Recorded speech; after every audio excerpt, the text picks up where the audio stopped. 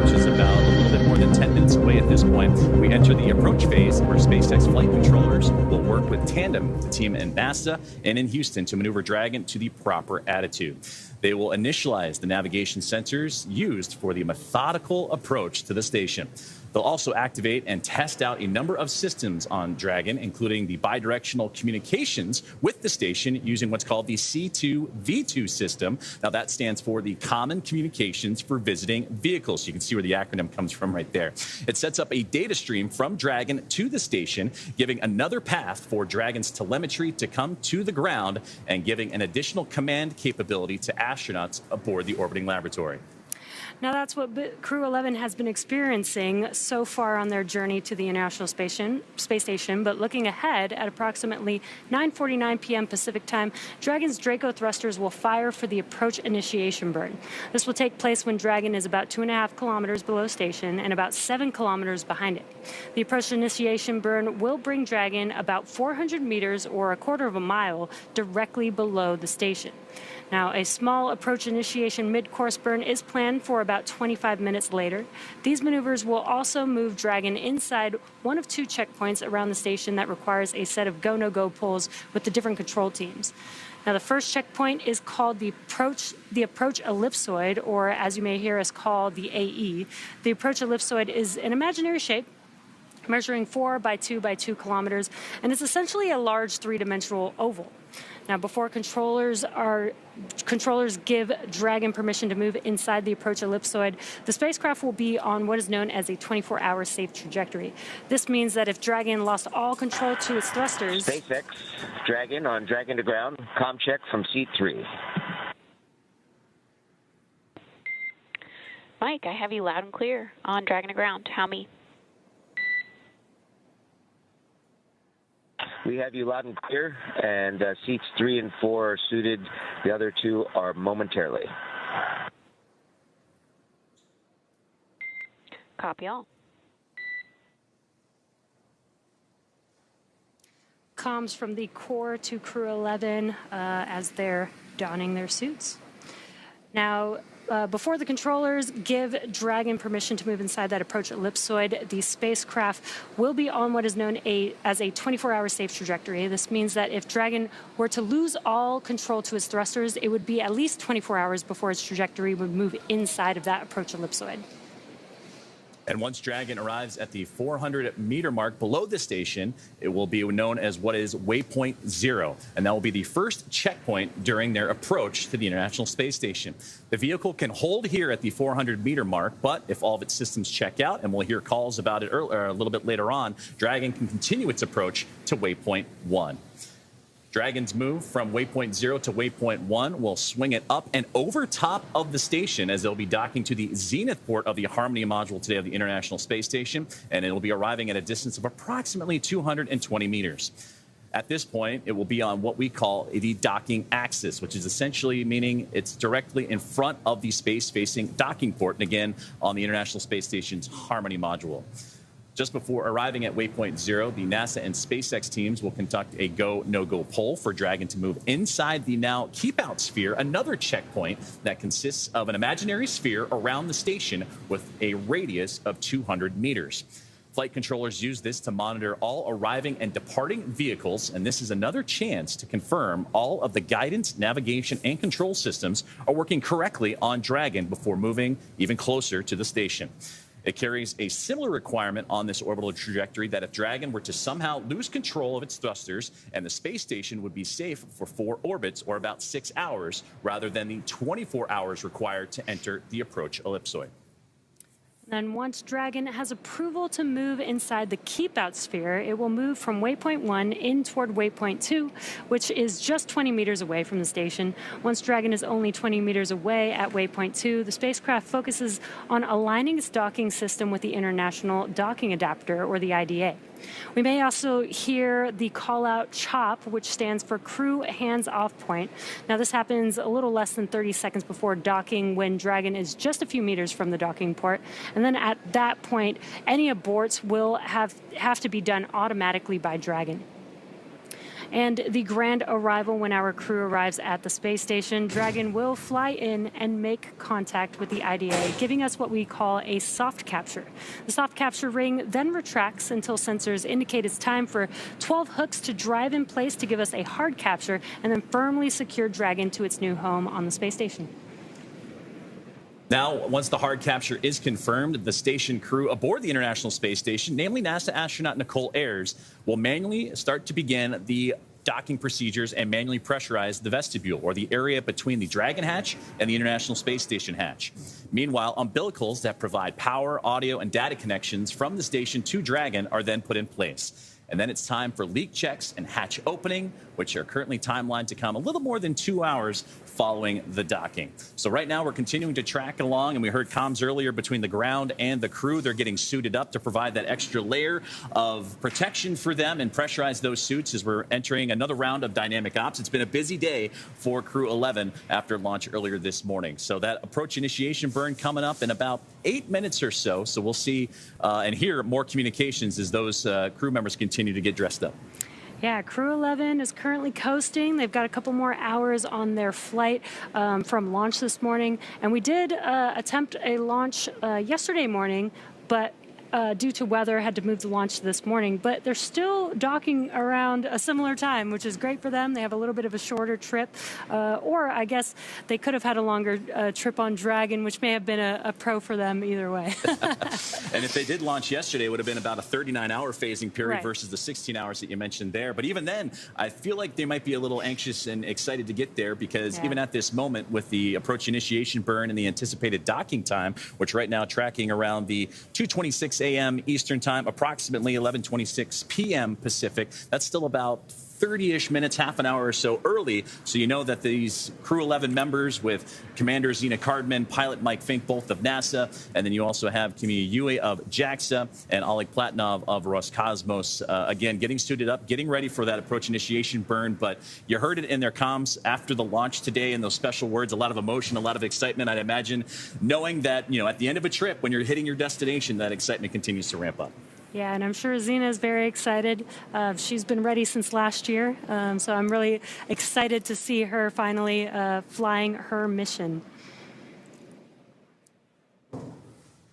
And there you can see the map, and you can see the destination for Crew-11. That's the International Space Station. That is where Crew-11 is heading to.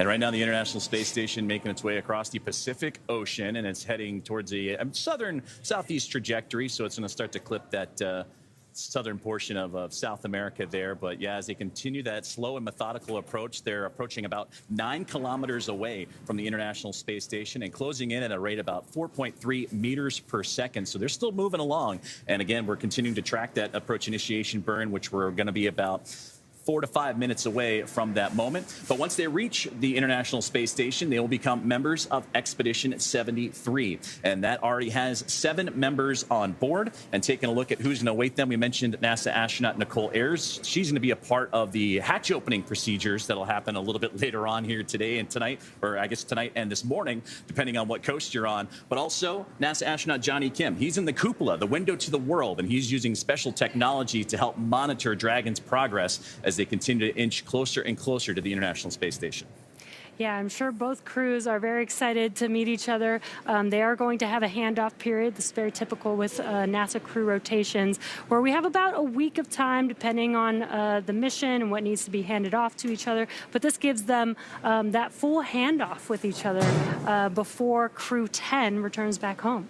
And right now they're targeting for Crew 10 with that handover period of about 3 full days. And that'll be a familiarization of the International Space Station for 2 first-time flyers in Zena Cardman and Oleg Platonov, Cardman of NASA and Platonov of Roscosmos. They certainly want to make sure that they get their bearings, they know where they are, how to operate everything that they need to, but also the handover of research, technology demonstrations, everything that Crew 10 and Soyuz MS-29 have been working on, and then able to hand that off from Expedition 73. And then, of course, Johnny Kim, NASA astronaut, will depart with his Soyuz crewmates a little bit later on in the fall, and that's when Expedition 73 will turn into Expedition 74. But as you mentioned, right now they're targeting no earlier than the 6th of August for that handover period. Certainly a lot has to play in favor. The weather has to cooperate as well. A West Coast splashdown anticipated. It'll be the first NASA crew that'll return to the West Coast. So a lot to look forward to. But again, right now, Crew-11, they're just anxious to get back into their suits for that extra level of protection again as we continue to track AI burn, which is approaching about 3 to 4 minutes away from now. And we'll be sure to walk you through that. But for this crew and knowing what they've gone through and how flexible they have been, whether it's through weather yesterday or everything that's had to happen in their careers, it's been a flexible group, but a very grateful group. And I know that that is going to be a mentality that's going to carry not only through docking today, but throughout the course of their mission. Yeah, and Joseph, you mentioned that they are getting suited up in their suits. They do have to put on their suits when they're going through some dynamic events, including docking to the International Space Station. These suits just help keep them safe, keep them cool, in the unlikely event of a depressurization inside of the cabin during the docking operations. So they'll put their suits on, they'll get strapped in with their harnesses into their seats, and then once they're all ready to go, they can begin the process to dock to the International Space Station.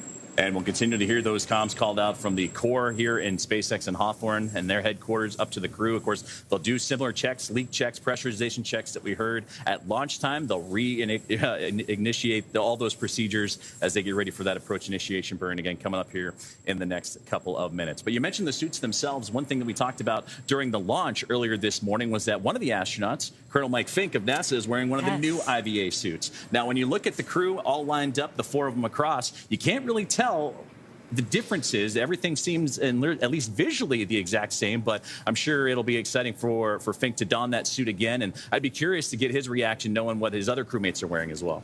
Yeah, that's what I love about SpaceX, is that the crew really helps create the suits here, and you can see this animation on the screen. Now, the IVA suits have a 3D printed helmet. They're still very similar to each other, but there's been some upgrades. They do have a little bit more mobility on the new IVA suits. They've taken a lot from the extravehicular suits and have a little bit more mobility there. One of the top updates for this suit is that the suit is a 2-piece suit. So you can see on the waist where it looks like there's almost a seam there. On the new suit, that's where the zipper is, where they can separate the top part of the suit from the bottom part of the suit. Makes it a little bit easier to get into the suit. Now, the old IVA suit is 1 piece. They do have one zipper where they're going through and putting on the whole suit. So the new updates, again, feedback from the astronauts, the crew that has been flying with SpaceX, has been able to give this feedback and allow us to make these updates that make it a lot easier and make a lot of improvements that are coming from the people that are using the suits. So as we get updates and the crew in their suits now, we just got note that the approach initiation burn is underway, and that's one of the big key milestones now for the Dragon spacecraft to continue its methodical approach to the International Space Station. So certainly some good news there, is everything continuing to move forward as Dragon continues that stair step to catch up to the orbiting laboratory.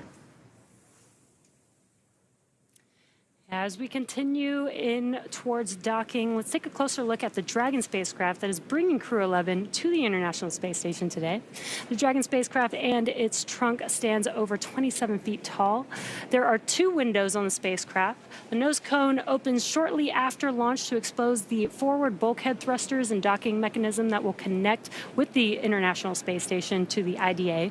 Dragon's trunk holds solar cells, which power Dragon while it's in free flight, and the trunk can also carry unpressurized cargo, so there's a lot of space on the spacecraft. And Dragon has 16 Draco thrusters that can be used in space to help navigate the spacecraft to its destination, each providing 90 pounds of force. Now, that doesn't include the 8 Super Draco thrusters used for an abort, which are no longer active once the crew is in orbit. Yeah, Dragon has played a significant role in advancing our future in space by safely transporting crew to and from the space station. And there are currently 5 Dragon spacecraft supporting human spaceflight missions that have docked to the International Space Station already. Endeavor, Resilience, Endurance, Freedom, and Grace, which you could see there on your screen. Today's crew is flying aboard Dragon Endeavor. This is the first operational Dragon to carry crew on board during SpaceX and NASA's Demo 2 mission in 2020. Endeavour has been very busy since then, having also flown NASA's Crew-2, Crew-6, and Crew-8 missions, as well as the Axiom 1 mission. And in fact, this is the first Dragon spacecraft to fly for a sixth time. And with that, it's the sixth time they have completed the approach initiation burn, which just got wrapped up just a few moments ago. And now Dragon tracking to be a little bit more than 7 kilometers away from the International Space Station and moving at about 4.8 meters per second. So it was a good burn and everything moving quite along and swimmingly for the NASA SpaceX Crew-11 team. Now, overall, this is Dragon's 49th visit to the space station and its 19th human spaceflight mission to the orbiting laboratory. Including Crew-11 on board right now, SpaceX has now flown 74 crew members to the space station since the Demo 2 mission in May of 2020. And actually hearing from the SpaceX team earlier today that this is actually the anniversary of the splashdown of Demo 2 and the return of astronauts from American soil. So Endeavour, which was that spacecraft for Bob and Doug, now docking the International Space Station on that 5-year anniversary. And for nearly 25 years, crew aboard the space station have completed thousands of scientific and educational experiments, and Crew-11 is prepared to add to that growing number. Crew-11 will conduct hundreds of science and experience and technology demonstrations during their mission, in which they will spend multiple months working aboard the orbital laboratory. Having more crew members on board significantly expands the amount of research that can be conducted, and this crew will conduct their new scientific research to prepare for human exploration beyond low Earth orbit and benefit humanity on Earth. And some of those will be directly intertwined with the Artemis campaign that'll send astronauts back to the moon and beyond, so it'll be fun to see what they're able to participate in during their long-duration stay. Yeah, always very exciting to see what these crews can do. Some of the more than 200 research and tech demonstrations Crew-11 will participate in include a set to study plant cell division and microgravity's effects on bacteria-killing viruses, as well as perform experiments to produce a higher volume of human stem cells and generate on-demand nutrients. Overall, the hundreds of research and tech demonstrations the crew will work with throughout their mission span a wide range of disciplines, from life and physical sciences to advanced materials, technology development, in-space production applications, and even some student-led research. And not only will all of this research provide valuable insights for future deep space missions of exploration and help establish a market in low Earth orbit, it will also directly benefit humanity here on Earth. When astronauts engage with students worldwide via the ISS ham radio program, researchers will use the ham radio hardware to test software for Navigation and Communication Test Bed, or NAVCOM, that could help shape future lunar navigation, which is a personal favorite of Mike Fincke. And that was something that he talked about a lot during the media breakout sessions that we had with him. Is for him, during his last mission, which was 14 years ago, it was an opportunity to communicate with not only people in North America and in the United States, but he had a chance to communicate with people all across the world and took a lot of pride in that. He got to speak with everyone on each and every individual continent. So I know that's probably an experiment and technology that he's really excited to dive back in. Expedition 73 is also scheduled to conduct a Bionutrients 3 investigation, and that's producing essential nutrients on demand in space using engineering microbes like yogurt and yeast and helping offset nutrient loss during long-duration missions. The study also tests food safety, including pasteurization, while exploring sustainable techniques for deep space travel. And that really ties into the Artemis campaign. As we do missions further and further out, you're going to need to have those opportunities to preserve your food and be able to produce food when you're a little further away from home. Now, there are currently 7 astronauts and cosmonauts living aboard the International Space Station as a part of Expedition 73. As we continue to follow along and track the path of Crew-11 here this evening. Following Crew-11's arrival today, the space station will have a total of 11 crew members, fitting Crew-11, 11 crew members aboard for just a few days. Part of those 11 crew members include the Crew-10 cadre of NASA astronauts, including Anne McClain. Nicole Ayers, who we mentioned earlier, will be part of the hatch opening procedures. JAXA astronaut Takuya Onishi and Roscosmos cosmonaut Kirill Peskov. Yeah, the Crew-10 astronauts will bring the new arrivals up to speed on everything happening aboard the space station, from emergency procedures to ongoing research. When NASA and SpaceX teams determine weather is ideal for splashdown, the members of Crew-10 will board their Dragon named Endurance and return back down to Earth. Now, direct handovers between crew allow for the continuity of these activities and help to ensure a continuous U.S. presence on the International Space Station. And that's been that for nearly a quarter of a decade. And celebrating the 25th anniversary of continuous human presence in November. I know that was something that program manager for the International Space Station, Dana Weigel, incredibly proud of, talked about it after the post-launch today and in a lot of the media breakout sessions. And a lot to look forward to. This will be the crew on board when that anniversary comes around. And in the fall, NASA astronaut Chris Williams and Roscosmos cosmonaut Sergei Kotsverchkov, as well as Sergei Mikhaev, will join the crew on orbit. And shortly after that, we'll have the departure of the Soyuz MS-27, and that's what we were talking about earlier with NASA astronaut Johnny Kim coming home, and that will mark the commencement of Expedition 74. Now, as we continue to follow along with Dragon's procedures to the International Space Station, now 5.6 kilometers away and closing in at a rate about 4.6 meters per second. While we wait for our next milestone, let's take a moment to meet our crew. NASA astronaut Zena Cardman is your Crew-11 commander. Selected as a NASA astronaut in 2017, Crew-11 is her first spaceflight. The Williamsburg, Virginia native holds a bachelor's degree in biology and a master's degree in marine sciences from the University of North Carolina at Chapel Hill.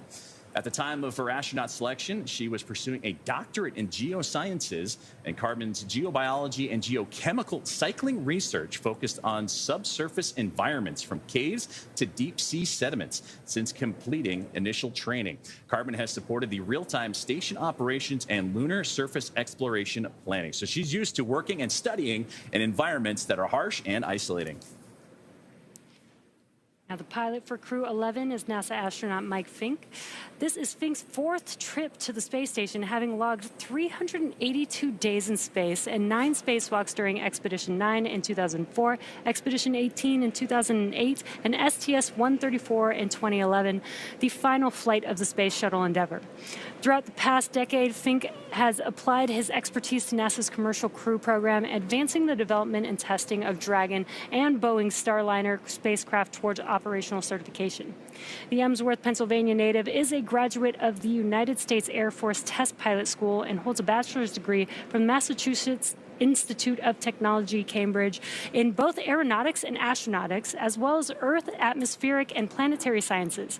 He also has a master's degree in aeronautics and astronautics from Stanford University in California.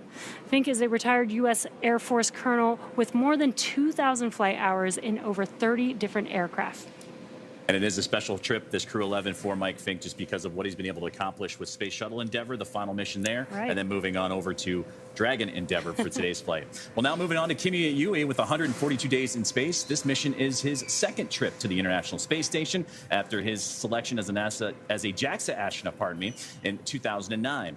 Yui flew as a flight engineer for Expedition 44 and then Expedition 45 and became the first Japanese astronaut to capture JAXA's H-2 transfer vehicle using the station's robotic arm. In addition to constructing a new experimental environment aboard Kibo, the Japanese experiment module, he conducted a total of 21 experiments for JAXA. In November 2016, Yui was assigned as the chief of the JAXA astronaut group. And last but not least is mission specialist and Roscosmonaut Oleg Platonov. This mission is his first spaceflight. Before his selection as a cosmonaut in 2018, Platonov earned a degree in engineering from Krasnodar Air Force Academy in aircraft operations and air traffic management.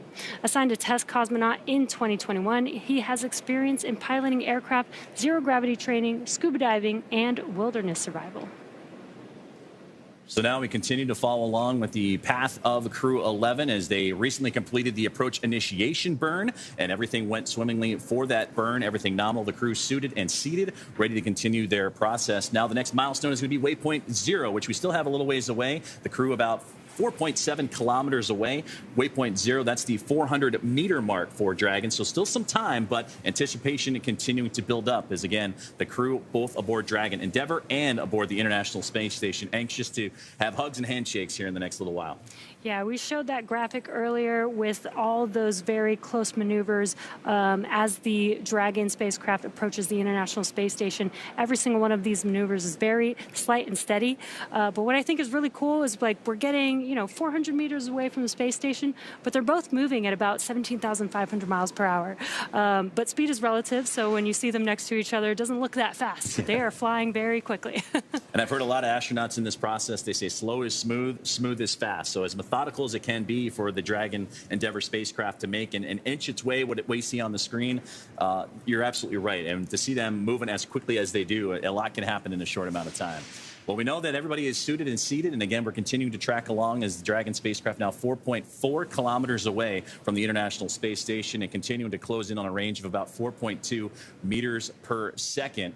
Well, they're continuing to track each other. Last time we checked in with where the International Space Station was, it was crossing over the Pacific Ocean, heading towards the east coast of the more southern region of South America. So as they continue that cat and mouse game of trying to find each other along the way, let's take a look at that crew that you have here on the ground supporting today's mission. Now, that's a great live shot of where we are here in Hawthorne, California, and that's where all the positions actively monitoring all the systems on the Dragon Endeavour spacecraft. And we also have all the teams that are in NASA's Johnson Space Center doing likewise from the International Space Station perspective. And Jesse, that's where we're going to pretty soon hear a lot of communications on what they call the big loop, where we're going to get both vehicles, International Space Station and the Dragon spacecraft, along with the teams here in Hawthorne and the teams here in Houston, all synced up on a single line of communication so that everyone has open dialogue and open communication as we get further and further in the docking process.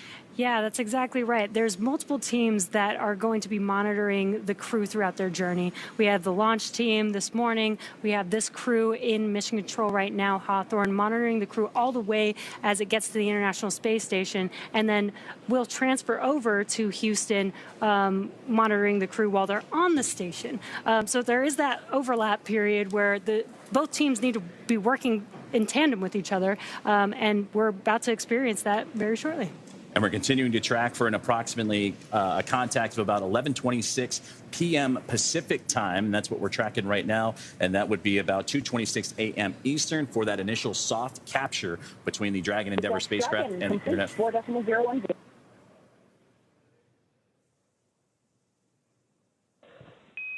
SpaceX copies on the big loop, 4.010 complete.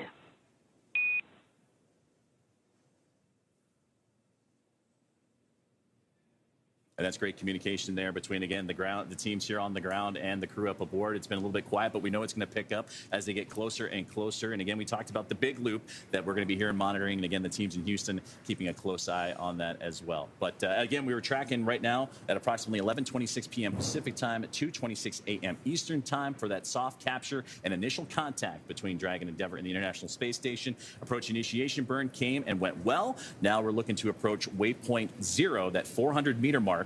And again, Dragon now inside 4 kilometers away. Now 3.8 is what we're tracking and starting to slow down a little bit, about 3.9 meters per second rate of closure. So they're getting closer and closer, Jesse. Yeah, it's going to be a slow and steady approach as always, but there's going to be a lot of events happening. We're going to hear a lot of comms, as Joseph mentioned. We're going to hear the call-outs as they get from waypoint 0 to waypoint 1, waypoint 2, and then all the activity as the spacecraft approaches the International Space Station. So as we mentioned, that there's a lot of teams involved, including NASA's Johnson Space Center and the International Space Station Flight Control Room. And that's where I'd like to welcome another member of our broadcast team here today and a good colleague of mine, Sandra Jones. Sandra, how are things looking in Houston? Hey, good morning, and welcome to the International Space Station Flight Control Room at the Johnson Space Center in Houston, Texas. We are gearing up for this morning's docking and looking Dragon forward SpaceX on the big loop. You are go to begin suit leak check procedure 4.011 when ready. Activating 4.011. We are go. And those communications just now between the ground and up to the commander of Dragon, that is Zena Cardman. They are going to begin working through some suit leak checks at this point, as they are now suited up in their spacesuits. But again, we are looking forward to welcoming Crew-11 on board the space station soon. Dragon's approach will be monitored both on the ground and from the space station's cupola, using special software to track Dragon's approach and make sure it stays in the expected zones. Once Dragon is docked, NASA astronaut Nicole Ayers controllers will be primed to start hatch opening operations, and they will start by opening the large hatch on Node 2 Zenith, or the space-facing port, which will give them access into the pressurized mating adapter. The crew will then pressurize the vestibule, which is a small space between the hatches on the Dragon and space station. This area was previously exposed to vacuum prior to docking, so the crew will need to fill it with air and make sure its pressure is nearly equal with the atmospheric pressure on Dragon and the space station. Heirs will then use a small valve on the station's hatch to slowly introduce air into the space station's vestibule. Flight controllers here in Houston will monitor and verify the pressure readings to make sure that everything is leak-free before we get ready to open up the hatches. NASA Flight Director Ronak Davey is the Mission Control Director for today's approach and docking, and to their right is their CAPCOM, or capsule communicator, who will be communicating with the crew aboard the space station. There are currently 7 astronauts aboard the International Space Station, and as we've discussed, that number will jump up to 11 once Crew 11 astronauts arrive on board.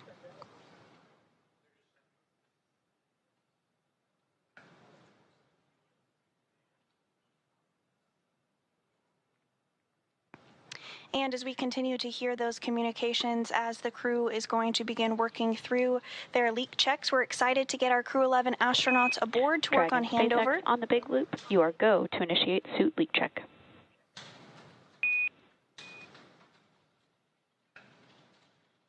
Go. So with that, the International Space Station team is ready for docking this morning. That's the latest from here in Mission Control Houston. I'm going to toss it back over to Hawthorne to continue to walk you through the next steps this morning ahead of docking.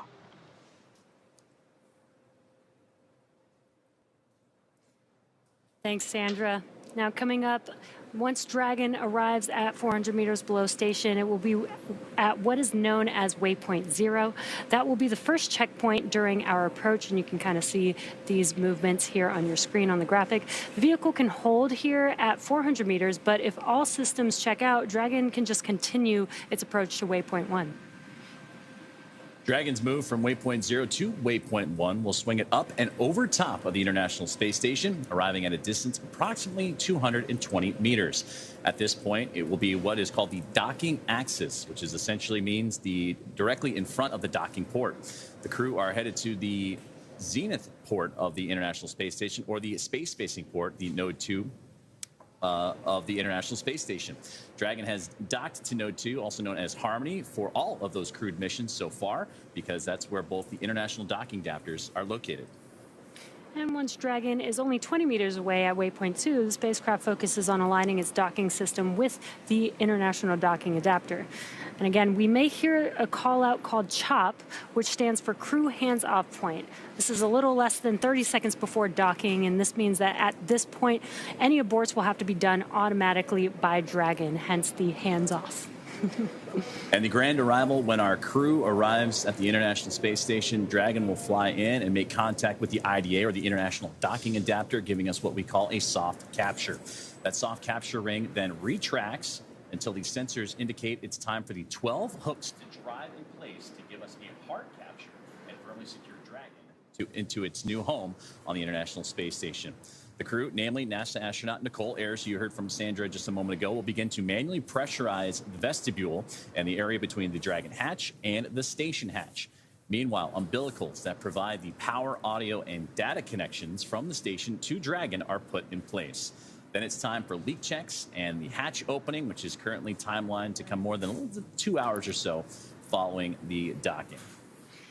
Yes, but I'm sure Crew 11 is getting excited as they know that they're actually hovering around the International Space Station. We just have some maneuvers that we need to do still to make sure that they can align with the docking adapter and dock safely today. And right now, Dragon currently 2.5 kilometers away from the International Dragon, SpaceX on the big loop, we see 4 good suit leak checks.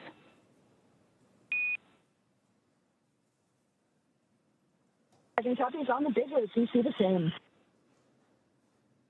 And the big loop communications continuing as the crew in their suits and doing those suit checks again. Time for the leak checks and hatch openings, which we'll see a little bit later on, but all part of those safety procedures put in place for not only for the spacecraft, but eventually on to docking and before we can open up the hatch and have those handshakes and hugs. Now, we mentioned earlier that this is the same Crew-11 team that's going to be on board the International Space Station for its 25th anniversary of continuous human presence, and they're going to join what's already 7 crew members on board the International Space Station of Expedition 73, including Crew-10 and Soyuz MS-27. Now, the members of Crew-10, they launched back in March 12th, in fact, of 2025, and they have been up there for a little while, led by a NASA astronaut and commander of the crew, Anne McClain, first-time flyer, and NASA for the pilot of Crew-10, Nicole Ayers, Takuya Onishi of JAXA, and Kirill Peskov of Roscosmos. And also Johnny Kim, the NASA astronaut, a part of the Soyuz MS-27 crew that launched back in early April with Sergei Ryzhikov and Alexei Zubritsky. So for Zena Cardman, Mike Fincke, Kimiya Yui, and Oleg Platonov, excited for that reunion. And in fact, Zena Cardman, NASA classmates, a part of the Turtles class with Johnny Kim. So I know they're excited to catch up with each other as well. Kimiya Yui onboarded and became an astronaut along with Takuya Onishi. And for Yui, that's his best friend. He's actually looking forward to going and reuniting with his best friend. And it's been a little while, about 4 years since the last time there were 2 JAXA astronauts on the International Space Station together. So impressive there. And then for Oleg Platonov, reuniting with his Roscosmos cosmonaut crew as well. So a lot of reuniting, a lot of happiness that'll be coming from this crew. But to be a part of this expedition and then also be the crew on board for 25 years of continuous human presence, all kinds of milestones to celebrate. Yeah, that's probably pretty exciting to go and meet your best friend in space. I think that's really cool that we are getting more crew in space, government and commercial crew in space, and maybe one day, that'll be the phone call you make, like, hey, I'll meet you in space. And to that effect, too, just because of where they're docking today, again, that Zenith port, the space-facing port of the Harmony module, that was recently vacated just a couple of weeks ago from Axiom Mission 4, the 4th private astronaut to the International Space Station. So a lot of comings and goings and a lot of people on board station at any given point. But for them to come around and for the Dragon Endeavour celebrating its own milestones at 6th flight and its return to the International Space Station again after 5 years ago to this day, it was the splashdown and return of Demo 2. And there's some great views that we're now getting. And this is from Dragon looking to the International Space Station, that sun shining bright, reflecting off of it and bouncing back towards the Dragon Endeavour spacecraft. That is a view to see as your destination that you are making your way towards. As Dragon approaches the International Space Station, that view should get clearer and clearer, larger and larger right now. And there's a view inside of Dragon where we can see the commander and pilot of Crew-11. Again, this is an autonomous vehicle, so they really are just monitoring. You could see them utilizing those display screens there in front of them. And they're just monitoring all the operations that are happening on Dragon as they approach. This helps them stay aware. They do have to stay inside of their seats, so they can't look out the window very much. Very hard to see where Dragon actually is in comparison to the International Space Station. So those displays actually help them understand what's happening, where is Dragon, how close is it to the International Space Station, so that they can monitor and understand what's happening when they hear different sounds of the thrusters firing as Dragon is maneuvering its way towards the station. And if necessary, there can be mid-course maneuvering after the approach initiation burn, which has already happened. And we just got note that there will be some more fine-tuning of the Dragon Endeavour spacecraft. And there you're seeing the over-the-shoulder shots as Mike Fincke and Zena Cardman. Those are the 2 in the middle of the capsule. Platonov and Yui are on either side of them, but they're the ones talking over. And as you said, Jesse, monitoring what's soon to be in about a minute and a half to a minute or so of what's going to be that fine-tuning burn to make sure that Dragon is fine-tuning its path and on the right approach.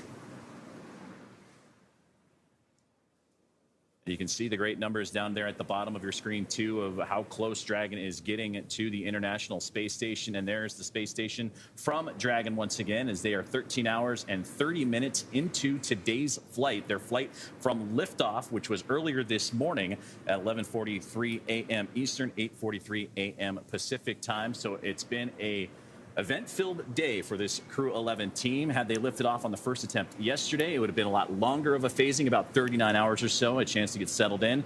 And there's a great view from the International Space Station on the right side, looking down at Dragon. So they're inching their way slowly but surely as we continue to monitor the progress of the Dragon spacecraft. But again, we did catch word that there will be an out-of-plane burn, an adjustment burn to follow up, so they continue that fine-tuning process and make their way to the International Space Station. And some great views here on the left-hand side, inside of Dragon, with the crew on your right-hand side, again, from the International Space Station, looking at Dragon as it approached. And in the bottom right-hand of your corner, you could see the graphic showing the thrusters on Dragon, which I think is really cool. It's a live graphic of every thruster that is thrusting, essentially. And I think it's so cool because, you know, they're firing at different moments. There's a lot of tweaking that needs to happen. So there's several different thrusters firing at all different times to make sure that Dragon is oriented exactly the way that it needs to make its way as it approaches closer and closer to the International Space Station. And Jesse, just to the right of that graphic you're seeing is those thrusters continuing to fire. And again, this is the maneuver, the mid-course burn that they're attempting and pushing Dragon to continue to properly align itself on the right trajectory to the International Space Station. But that's the International Docking Adapter that'll come into play a little bit later on. We've talked about the hooks needing to drive and hook to, after the soft capture, create the hard mate and bring Dragon even closer to the International Space Station before the leak checks can occur, the hatch opening, the pressurization, and so forth. So some great views on that screen. And again, as the spacecraft continuing to make its way closer and closer to the International Space Station, now about 1.5 kilometers away and closing in at a good rate as well of about 2 meters per second, as both Dragon spacecraft and the International Space Station now covering over the southernmost portions of Africa. Dragon SpaceX on the big loop, mid-course maneuver complete, performance nominal. Trajectory has converged on waypoint 0. Dragon copies. Great news. Great news indeed. That mid-course maneuver burn is complete. That was where we were seeing all those thrusters firing. Again, an adjustment needed as the vehicle approaches the International Space Station. There are very particular planned burns, and sometimes we add in additional potential burns that are only used if needed, and we did use this mid-course burn for this coasting phase for the Crew-11 crew. And you could see on your left-hand screen, well, there was a map of where Dragon and the International Space Station were located around the globe, but this is a great view of from the International Space Station, looking at Dragon. As you can see with Earth in the background, Dragon is still below the International Space Station. It'll soon move its way to waypoint 1, which will swing it up and above the International Space Station. And those views, really again, cool coming views. from the orbiting laboratory, but and absolutely stellar. And that's the Cronus position inside of NASA's Johnson Space Center and Mission Control, providing these great views that allow us to follow along with Dragon's trajectory and procedures. But going back to a successful mid-course maneuver and helping out with that AI burn too, Jesse, that's just one of several opportunities where you can fine-tune and have those gates, those checkpoints, because now we're tracking what will be soon the next big milestone, reaching waypoint 0, that 400-meter mark, before Dragon will continue its approach. And they can hold at that waypoint 0, but if everything is aligned properly, sometimes we've seen the Dragon spacecraft continue to move forward. The crews on the ground both agree that everything looks great and we can continue to push forward, but just that's why we have those gates, to make sure that everything is properly aligned before we get any closer. And also on the bottom left-hand of your screen, you could see a couple dials there. We have the range and the rate. The range is the distance from the International Space Station, and the rate is how quickly it's moving towards the International Space Station. So again, live range and rate there that you can follow along as Dragon makes its way to the International Space Station. So 1.2 kilometers away is all that separates the two vehicles right now. And on the left-hand side, again, those over-the-shoulder shots of Mike Fincke and Zena Cardman looking over those trajectory. And there's Dragon looking up at the International Space Station, and there's the space station looking down at Dragon Endeavour. Now, again, they're going to be performing all these different gates that we've been talking about. Waypoint 0 is the next one, where they're going to reach the 400-meter mark from there, waypoint 1 and waypoint 2. Now, part of that will also have them go up and over top of the International Space Station, because again, they're going to catch up to the space station from below, swing out in front, and then over to the zenith port, or the space-facing side of the International Space Station, to docking. So still quite a bit of movement left for the spacecraft to accomplish.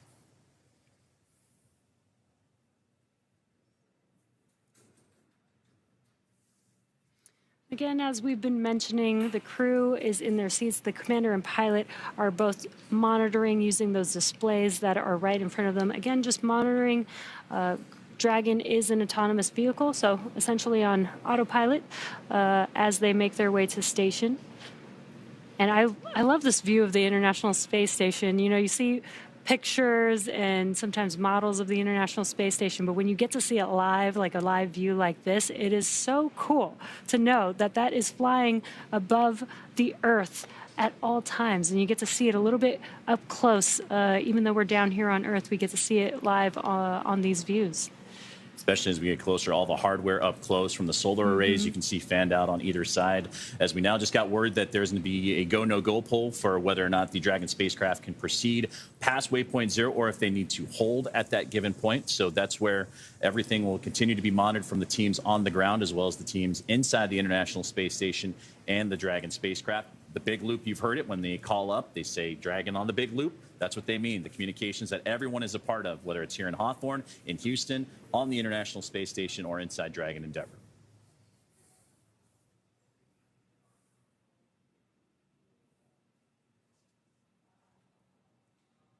And they've also just crossed the 1,000-kilometer mark, or 1,000-meter mark, 1 kilometer, if you will, and that brings them into the approach ellipsoid. So that's how close we are, and those milestones we're starting to reach for the spacecraft. So now approaching about 920 meters away, and there's that rate of closure, that 4.9 meters per second for Dragon Endeavour, is Zena Cardman and Mike Fincke continuing to look over their screens and see the trajectory. And you can see it a little bit on that middle screen there where the orb kind of on that top portion, that's where the International Space Station is. And you can see some of those lines, those pathways being drawn. That's where the Dragon spacecraft is looking to maneuver. You can see it even swing up and over to the left and kind of curve up and over top. So it's fun to see what the astronauts are seeing as they continue their procedure and stair-stepping to the orbiting laboratory.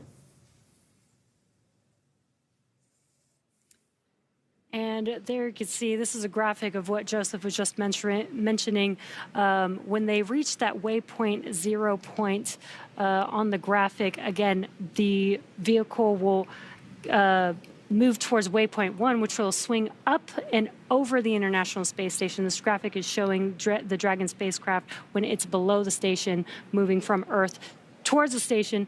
It's going to swing up and around, and again, on the space-facing side of the International Space Station, there's a better view of that. So it's going to take that path up to waypoint 1 and then begin to approach, first align itself with the docking adapter that arrow is pointing to at waypoint 2, and then that where it says contact is where that IDA, or International Docking Adapter, is, and that's where Dragon is going to dock and have its home for the next few months for Crew-11.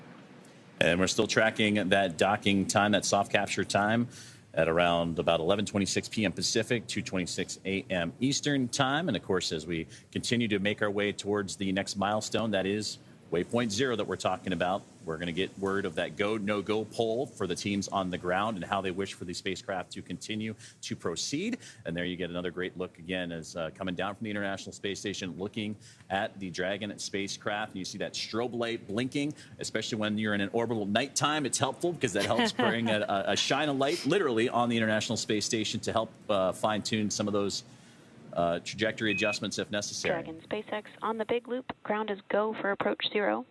Burn is enabled. Maneuver start time, 5:35 Zulu. As a reminder, Dragon will nominally continue approach through waypoint 1 toward waypoint 2 without stopping at waypoint 1.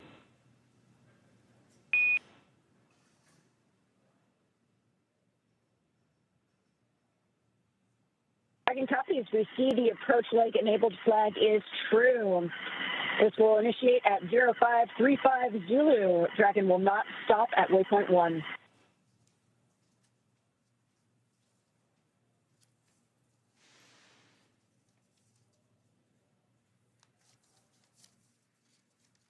Communications there between the ground and the crew aboard Dragon Endeavour in NASA SpaceX Crew-11, and the confirmation from Commander Zena Cardman on that go, no-go poll for waypoint 0. As they continue to close in, that waypoint will be reached at the 400-meter mark, so still a little ways to go. Bottom left-hand side, you can see how close they are, 700 and now 8 meters away from the International Space Station. Well, this crew is going to be on board, Jesse, as you mentioned, for a good several months, and they're going to be participating in a lot of technology demonstrations, outreach activities, but also a lot of human research and performance. And one of the science experiments and research activations that they're going to dive into is right interwoven with the Artemis campaign, and that is simulated lunar landings that they'll be participating in microgravity, because again, that's the International Space Station, a unique perspective to accomplish a lot of these research. And select crew members will participate in this series of simulated moon landings before, during, and after their flight, and they're going to use handheld controllers to help over multiple screens, and they will fly through simulated scenarios created to resemble the lunar South Pole region that the Artemis crews plan to visit. And this experience will allow researchers to evaluate how different gravitational forces may disorient astronauts and affect their ability to pilot a spacecraft like a lunar lander. So that's a great way of using the International Space Station and that unique microgravity environment to advance NASA and the world's objectives of moving and returning to the moon and beyond. Yeah, that is such an exciting mission to look forward to. It's been so long since we've been to the moon, and it's so exciting to know that even though we haven't been to the moon in years, we have been working towards going back to the moon and staying longer on the moon, which I think is going to be great. And this is why we do a lot of this research that's happening, like Joseph said, on the International Space Station. So now 630 meters away. Now, inside of that is the Dragon Endeavour spacecraft continues its climb to catch up to the International Space Station. And that's just one of many research items, Jesse, that the crew will be participating in. Another one is learning more about the spaceflight-associated neuroocular syndrome, or we call it SANS for short. And that study will investigate fluid pressure on the brain while they examine how the body processes B vitamins and whether supplements can help astronauts respond to bodily fluid shifts. Because in microgravity, like here on Earth, you have the gravity kind of keeping your body fluids in check and everything able to cycle appropriately. But in microgravity, that can shift, and participating crew members will test whether a daily B vitamin supplement can eliminate or ease symptoms of that SANS. And specific crew members will also wear thigh cuffs to help keep bodily fluids from traveling to the head. So it'll be interesting to see what results come of that, because again, all this being able to accomplish in that unique microgravity environment of the International Space Station to benefit future long-duration missions. Yeah, and you know, some of these research experiments that are happening in space sometimes end up coming up with new ideas and new information that actually help us here on Earth. There's a lot of things that have come out of the research that NASA's done on the International Space Station that helps us with our daily lives here. Now inside 570 meters away for NASA SpaceX Crew-11, as we have a transfer in communications there, and that's what was providing the live views from the International Space Station as they switch from different signals, different satellites to provide that data and the video feeds, again, coming from the Cronus team down at NASA's Johnson Space Center in Houston, Texas. But there's the team here in Hawthorne that continues to monitor the pathways for the Dragon spacecraft and Endeavour, and everything continuing to move along path as we get closer and closer to waypoint 0. Again, still tracking that docking time. That'll be coming up a little bit later on here this evening on the West Coast, early morning on the East Coast, as Crew-11 anxious to get to the International Space Station. Yeah, we're just under an hour away from that docking time. Still have a few maneuvers to do before they dock with the International Space Station. But it's a nice, smooth journey for them so far. Again, launching this morning, and just about 15 hours on their coasting to the International Space Station so far. Just about 1 hour left. And that's what you're seeing right there in the bottom of your screen there, the T+. That's 13 hours, 45 minutes, and now 40 some odd seconds since they launched earlier this morning at 11:43 a.m. Eastern time, as we're now getting those views back as they were able to reconnect all the communications there. There's the Dragon spacecraft looking at a wonderful rendition and wonderful resolution of the International Space Station right there. And you can even see a Dragon spacecraft that is for Crew 10 right there on the topmost portion of the International Space Station. And that is the Dragon Endurance that took Crew 10 back to the orbiting lab back in March. Yeah, again, I love this view. Just for perspective, the International Space Station is about the size of a football field. So with that in mind, you can kind of see how far Dragon is from the International Space Station so far, but as it gets closer, you can see how large the International Space Station really is.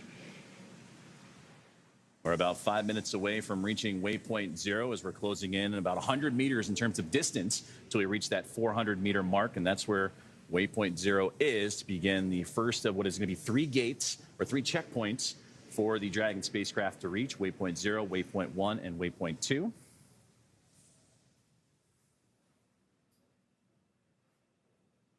Again, this view is Dragon looking up at the International Space Station, still below the space station, but again, as it swings to waypoint 1, it's going to swing up and over the International Space Station. It'll basically be between the International Space Station and the rest of space. We're still a few minutes away from reaching that waypoint 0 part, but it's good to see that gap continuing to close as, again, over-the-shoulder looks of NASA astronauts and Commander Zena Cardman on the left-hand side there, and that's Colonel Mike Fincke, the pilot of the Dragon Endeavour spacecraft, on the right. And you can see similar views of what we were just looking at from the viewpoint of Dragon up to the International Space Station for Mike Fincke and Zena Cardman. The screens on the far left and right-hand side. You can see the that viewpoint that they're looking at as well, and then all the telemetry data right there in the middle. You can see Dragon slowly but surely, a small dot making its way up at the bottom portion to that circle up towards the top of the screen. That is the International Space Station.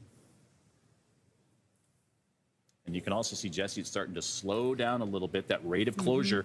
They were humming along for a little while there with all the key burns that they had to go through, especially those shortly after liftoff, but they're going to start making that slow and methodical approach towards that space-facing port of the International Space Station, but right now still below the orbiting lab and looking to swing up and over top of it here in the next little while.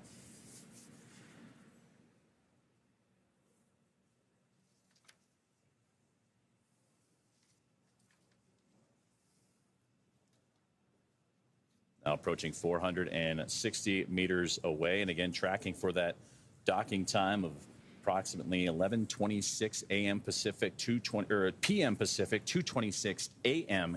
Eastern time on what's been a full day of activities for Crew-11 after launching earlier this morning at 11:43 a.m. Eastern. About a 16-hour and some change phasing, but they're arriving a little bit ahead of schedule at the moment, so anxious to get there. And waypoint 0 again is about 400 meters away from the space station. So if you look at the bottom left-hand corner of your screen, that range dial there, that is showing how close the vehicle, or the distance the vehicle is from the International Space Station. About 50 more meters to go to get to waypoint 0. 2.5 minutes is what they're estimating right now to get to that waypoint 0 mark, and we'll continue to hear communications from the big loop. That's the Dragon International Space Station, teams here in SpaceX in Hawthorne, and the International Space Station Flight Control Room in Houston, all communicating together as they continue to advance to that waypoint 0 milestone.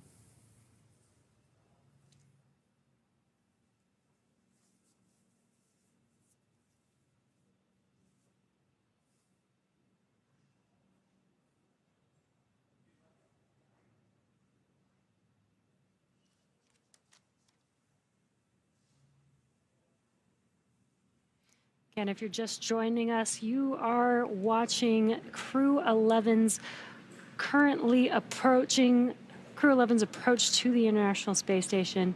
Looks like we did lose those live views, but what you're seeing on your screen is a view of Mission Control here in Hawthorne, California. These are the members of the SpaceX team monitoring Dragon and the crew all the way through their journey to the International Space Station.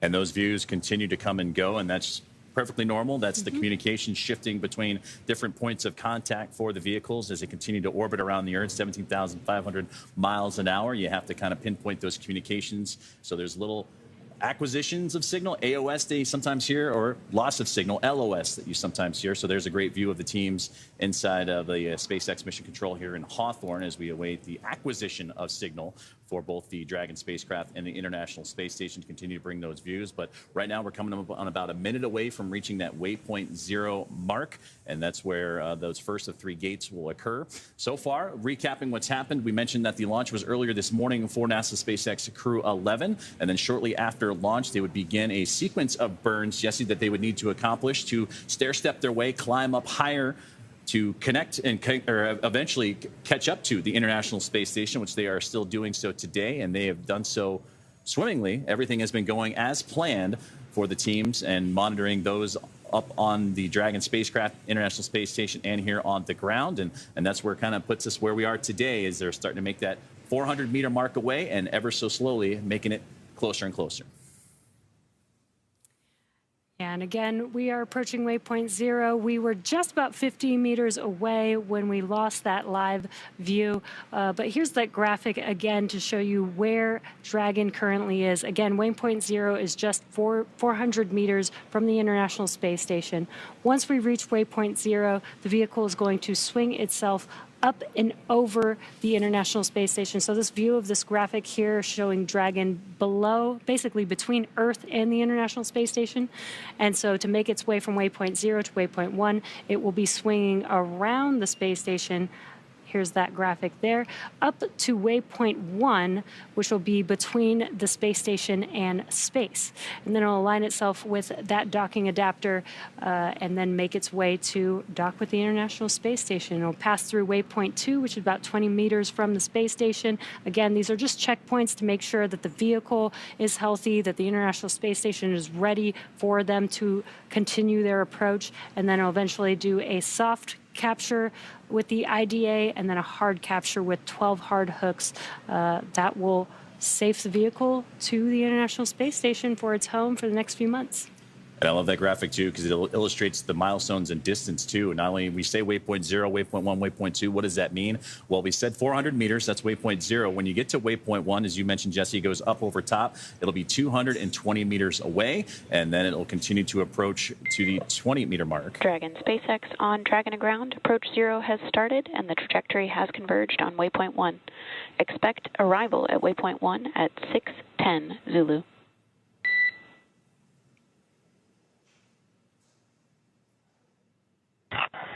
Dragon copies, expecting waypoint 1, 6:10 Zulu. Dragon to ground.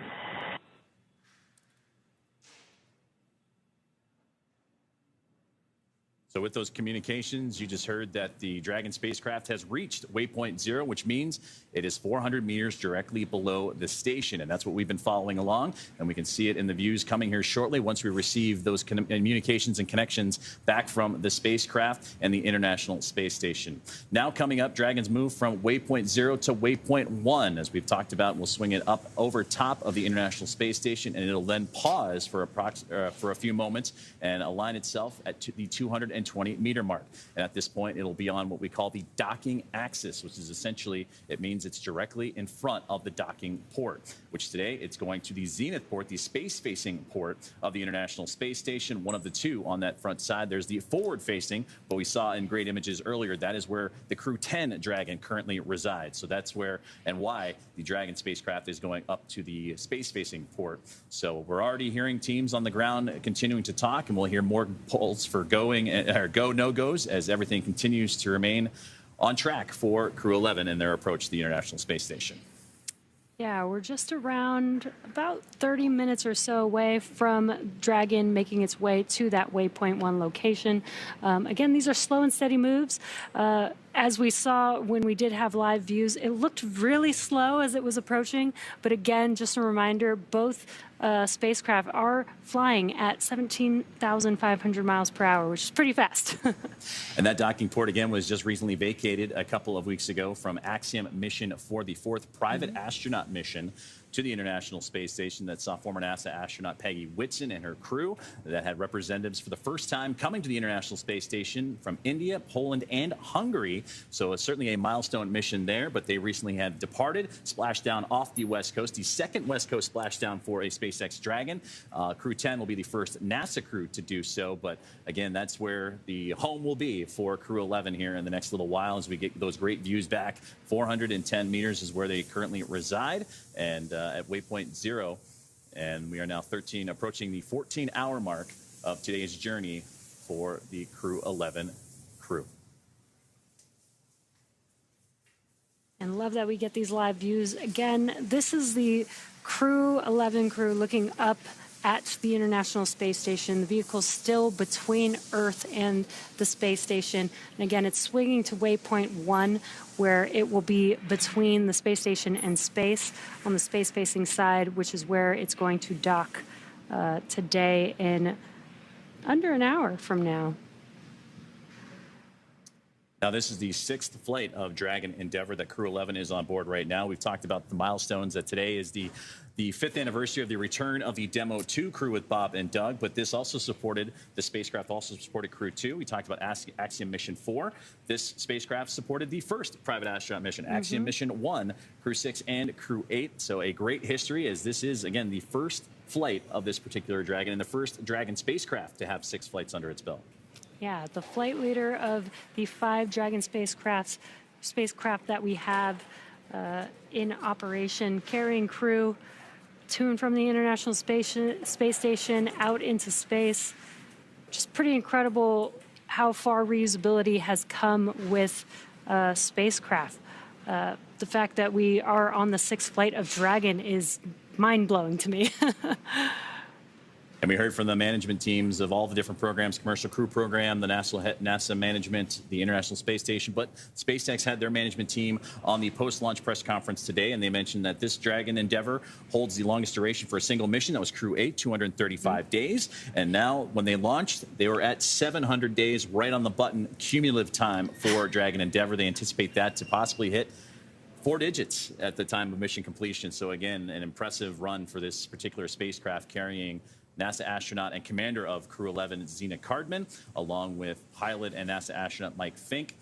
And then you have JAXA astronaut Kimiya Yui and Oleg Platonov of Roscosmos, the crew of 4, again, making its way slowly but surely to the International Space Station. Yeah, Joseph, you hit a lot of milestones that Endeavour has been accomplishing. And again, reusability for SpaceX is key. It's basically our whole mission. This is how you bring the cost of space down, and being able to fly over and over again using the same vehicle is just incredible. And to be a part of these missions and watch this happen in real life is so cool. And we mentioned earlier in the broadcast that there are crew aboard the International Space Station that are helping, currently activating and helping out with the docking procedures for today, and that's namely NASA astronaut Johnny Kim and NASA astronaut Nicole Ayers. For Kim, he is located in the cupola, the window to the world. You've seen a lot of phenomenal imagery coming from now nearly 25 years of the International Space Station and continuous human presence from those great views. Well, he's using special equipment to monitor Dragon's approach to the International Space Station. And then Nicole Ayers will be on tap to help out with the hatch opening procedure. She did likewise for the Axiom Mission 4 team, so she has that experience to go, as ready to welcome in 2 of her own from NASA, and again, JAXA and Roscosmos astronaut and cosmonaut in tow as well. So again, it'll be a full day. I know this crew on board the Dragon, as well as the crew on the station, will be happy to see each other. They'll wind things down, but then they'll also begin handover procedures, which are going to get underway, about 3 days worth of full handover procedures, starting what I imagine be right tomorrow. They'll get familiarized with the station, go over safety protocols, and ultimately get themselves settled in and situated, because on the horizon will be the return of Crew 10.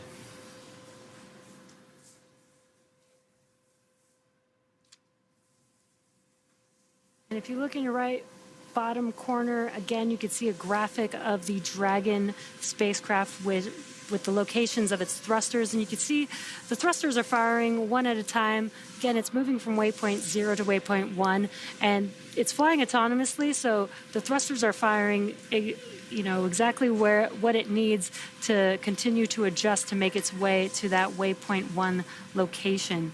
I think that's so cool that you could see that live there.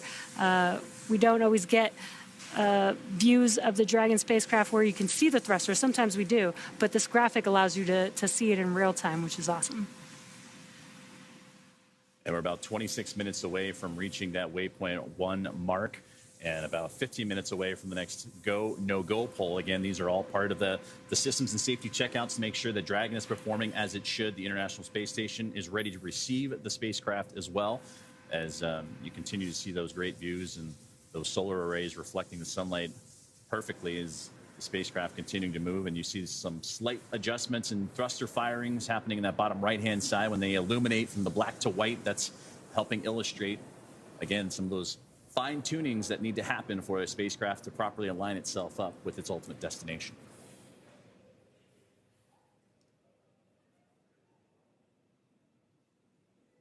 So to recap what we've been seeing so far here this evening and what has been now just inside of the 14-hour mark of today's flight, earlier this morning, Crew-11, NASA SpaceX Crew-11, would launch from the Kennedy Space Center off the Florida coast at 11:43 a.m.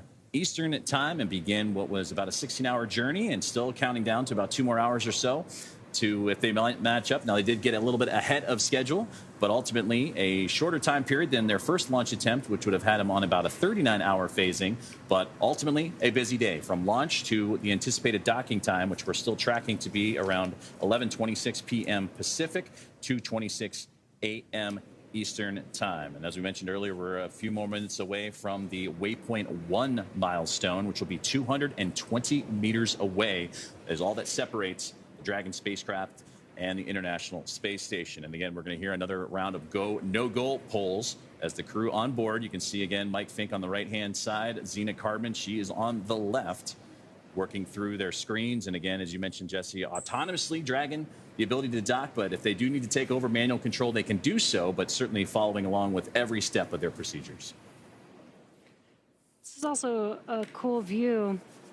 And of course, we lost the view right when I wanted to point out the spacesuits and the difference between Commander Zena's spacesuit and Mike Fincke's spacesuit.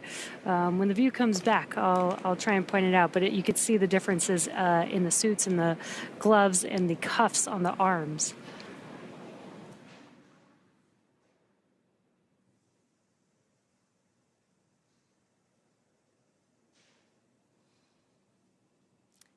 And there you could see those suits.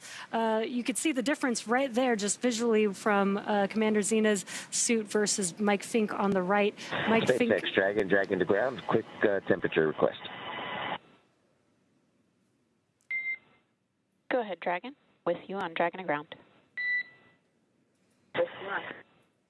Yes, sorry to ask at such a fun moment, but could we have it a little bit cooler in our cabin, please? We copy the request, and we'll take action on that right now. Many thanks. some comms from the core here in mission control, speaking with the crew. They did a temperature check, and the crew might be getting a little warm. They are in their suits as they patiently wait docking with the International Space Station, and those suits actually help keep them cool. So they actually can control the temperature inside of Dragon as well as through the suits from mission control in Hawthorne, California. And so it sounds like they're going to flow some cooler air to keep the temperature down for the crew. So now 14 hours and 4 minutes into today's flight, as Crew-11 continuing to make that methodical approach to the International Space Station. We have made its way from waypoint 0, now looking to get to waypoint 1 as we continue to follow along with the trajectory of the Dragon Endeavour spacecraft.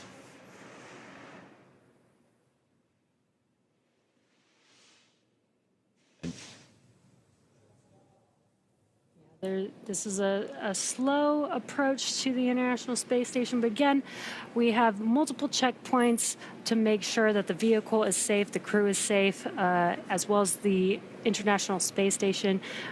These checkpoints allow us to just take a moment, check the telemetry, check the health of the vehicles, health of the crew, as they make their approach to dock with the space station. And again, we've already passed through waypoint 0, making our way to waypoint 1. And again, this team, after a busy launch, we mentioned that the launch was earlier this morning at 11:43 a.m. Eastern time, had to accomplish a sequence of burns that Dragon needs to perform in order to climb higher up to catch up to the International Space Station. Phase burn, the boost burn, close burn, transfer, and then the final co-elliptic burn, and that's what helps set when Dragon is going to dock to the International Space Station. From there, we did the approach initiation burn, which was right as pretty much the broadcast started here this evening. And from there, we've now made our way to waypoint 0. There was a slight adjustment between the approach initiation and waypoint 0 to, again, fine-tune that Dragon path to the orbiting laboratory. And now we await for the arrival to waypoint 1, which should be coming up here in just a little while now. But again, it's that methodical approach and that fine-tuning, and again, the communications between the teams on the ground that help this process along. And another great view, this time you see the arc of the Earth with the backdrop of the SpaceX Dragon Endeavour spacecraft. That's that little white dot, that little white speck you see against the blackness of space. But again, another impressive view of planet Earth as Dragon continues its approach. Yeah, and this is a great view to show the difference of where Dragon is relative to Earth and the space station.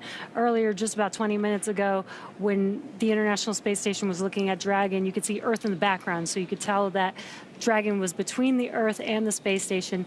Now it's kind of almost approaching the side of the International Space Station, not quite there yet, but you could see this is the path that it's taking to move up and over the International Space Station to make it to the space-facing side. Right now, Dragon and the International Space Station, they're flying off the coast of Japan at the moment as they continue to try and catch up to one another, flying 17,500 miles per hour.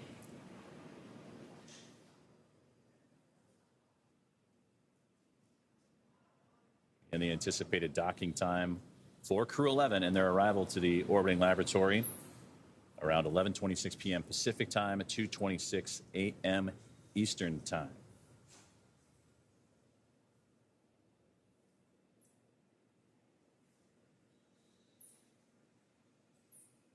And that is the Dragon spacecraft right there, that white speck, and a great view from the ground teams at NASA's Johnson Space Center and Mission Control, the International Space Station Flight Control Room, the Cronus position, using those exterior cameras of the International Space Station to provide us with these spectacular views. And actually, when we get a chance, when we get to it, hopefully, we'll take a look at the Crew-11 patch, which has a nice nod to a view like this in the Voyager pale blue dot taken from the Voyager craft.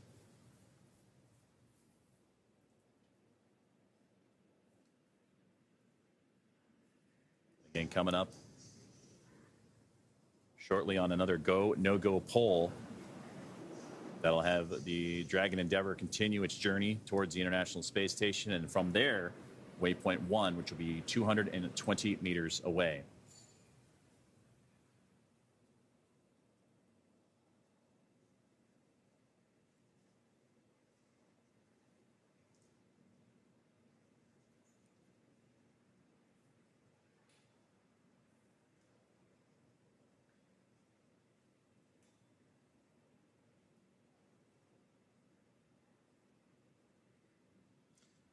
Well, as we continue to bring these great views and follow along the path of Dragon Endeavour, we talked about the teams in NASA's Johnson Space Center in Houston and Texas in the International Space Station Flight Control Room as they continue to monitor the progress of the Dragon Endeavour spacecraft. Let's check back in with Sandra Jones from Mission Control.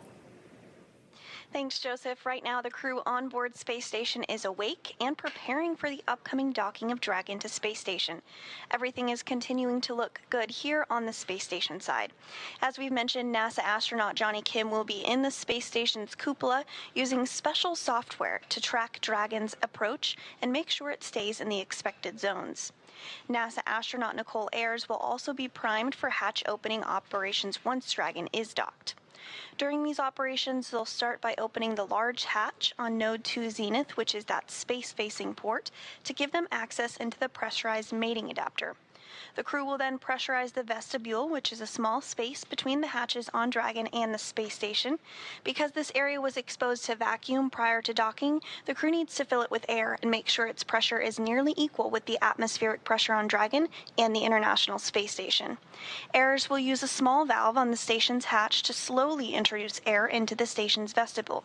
Flight controllers here in Houston will monitor and verify the pressure readings here to make sure that everything is leak-free before we get ready to open up the hatches. This entire process will take a couple of hours to complete.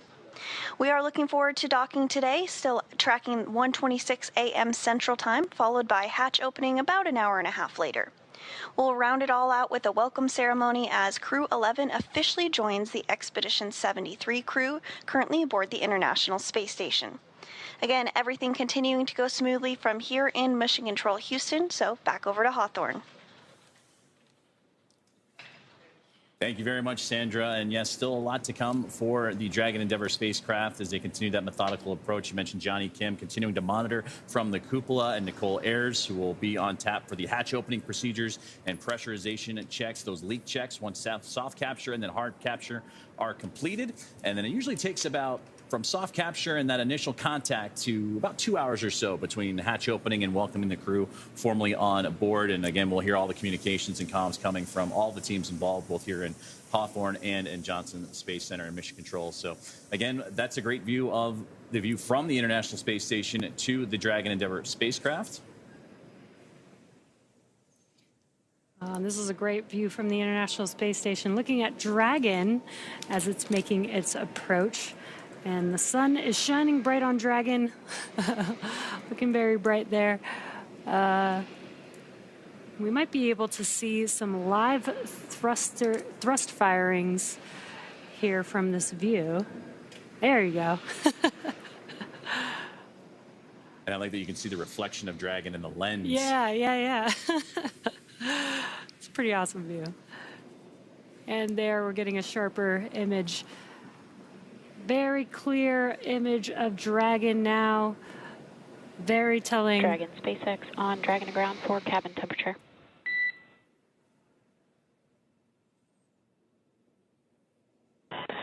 SpaceX Dragon, Dragon to ground, go ahead.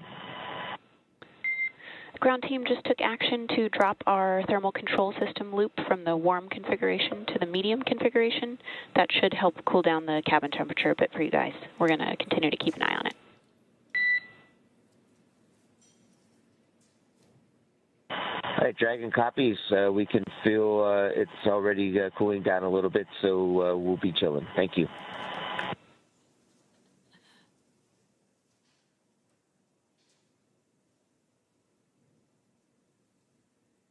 And that's closing the loop on some communications that we heard from pilot Mike Fincke of NASA on board the Dragon Endeavour spacecraft, talking to the crew on the ground, looking to bring that temperature down just a little bit as they are in their suits and continuing that methodical approach to the International Space Station. And that's where this view is coming from. And we've been talking about the Cronus position inside the International Space Station Flight Control Room. That's the Communication Radio Frequency Onboard Network Utilization Specialist.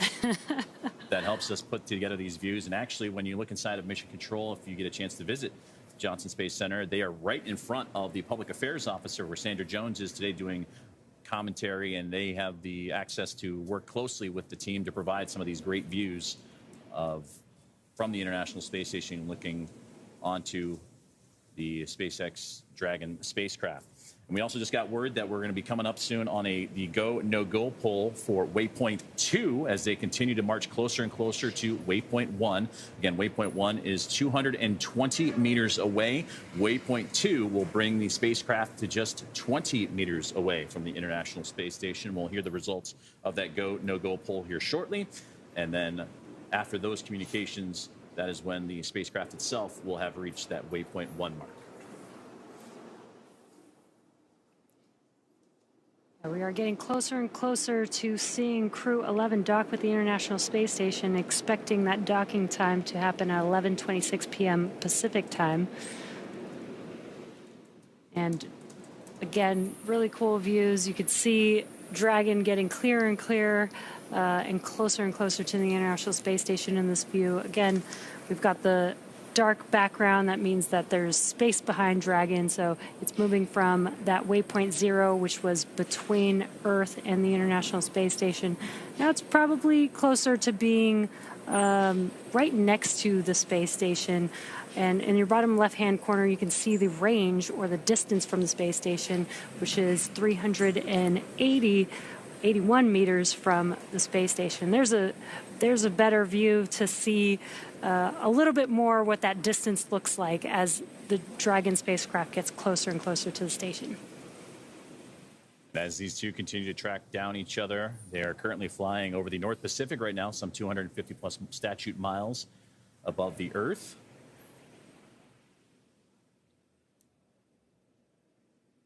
And then in the bottom left there, you can see the distance of Dragon from the International Space Station, now 372 meters away, and have slowed down to now a 1 meter per second rate closure as the thrusters firing in that bottom right-hand side of your screen. Again, that fine-tuning necessary to properly align Dragon to be in the exact right space at the right time as we close in on waypoint 1. Yeah, and with this view, you can tell that Dragon is basically next to the International Space Station, which means that it's about halfway to that waypoint 1 point. And again, these two vehicles are flying incredibly fast, 17,500 miles an hour. So when you see it in this perspective relative to each other, it looks like it's that slow and steady pace. Looks like they're not moving. But again, they're moving so quickly that an orbital daytime and orbital nighttime comes and goes very quickly, so much so about 90 minutes for each. So that's impressive to know how fast they have to move, but also how quickly they have to move to close in on each other to ultimately bring Crew-11 to its destination, the International Space Station, for the next several months.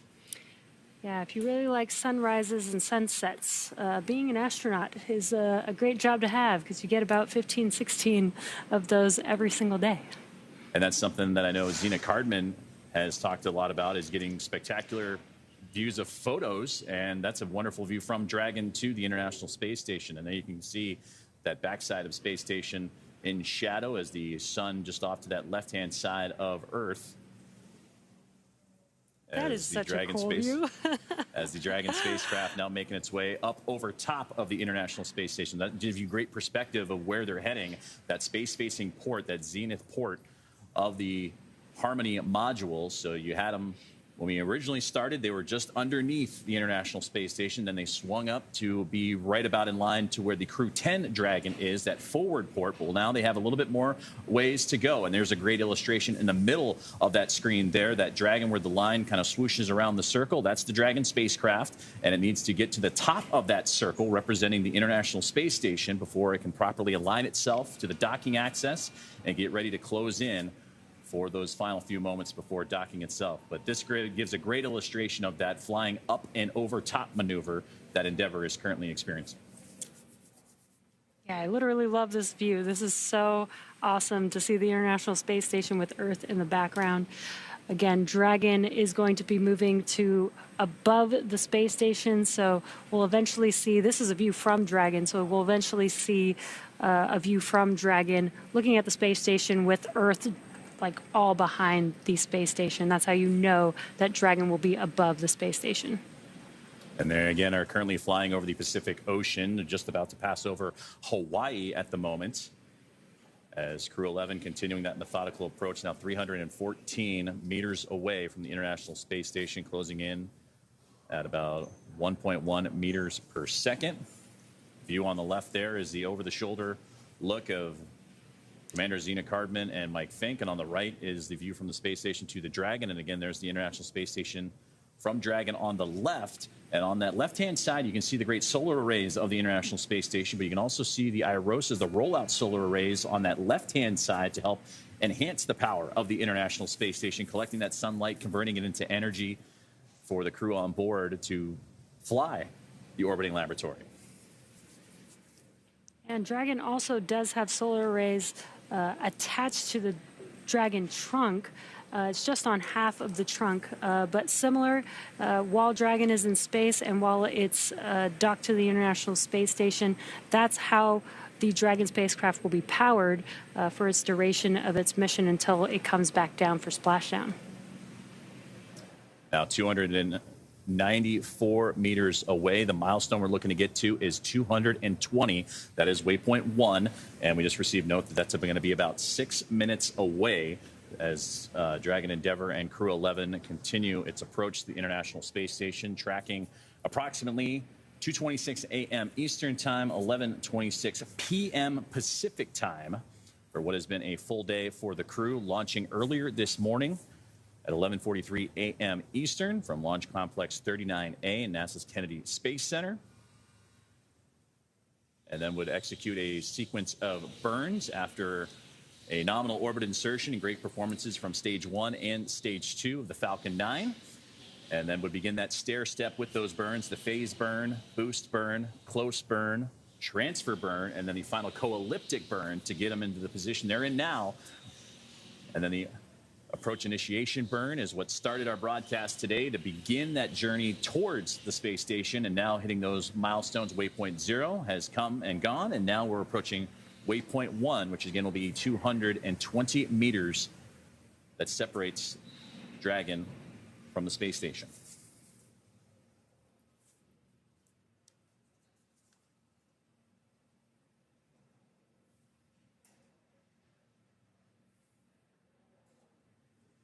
There they'll join Expedition 73 and then switch over to Expedition 74 in the fall when the Soyuz crew rotation is completed, and then I'll see NASA astronaut Johnny Kim return to Earth, and NASA astronaut Chris Williams will begin his first flight, and he will make his way toward the orbiting laboratory, and that's what will transfer from Expedition 73 to Expedition 74.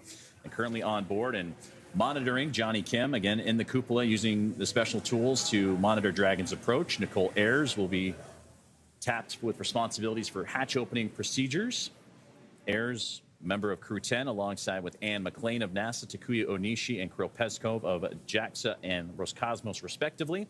And for Johnny Kim and his Soyuz MS-27 crewmates, Sergei Ryzhikov and Alexei Zubritsky of Roscosmos, that crew of 7, soon to be a crew of 11, with Crew-11 approaching.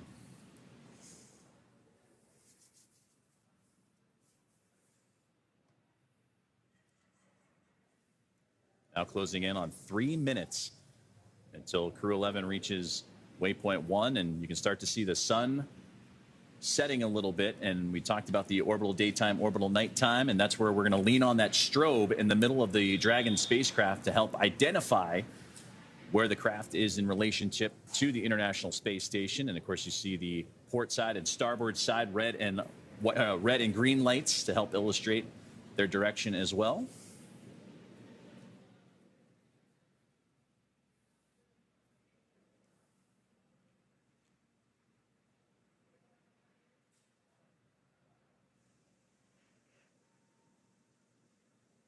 And Crew-11 currently approaching the International Space Station. In the bottom left-hand corner, you can see the range or the distance of the Dragon spacecraft from the International Space Station. We're at about 238 meters from the station. Waypoint 1 is about 220 meters away from the station. So we are getting pretty close to that waypoint 1. Dragon SpaceX on the big loop, approach 1 and soft capture ring extension will begin shortly. Dragon will continue approach to waypoint 2.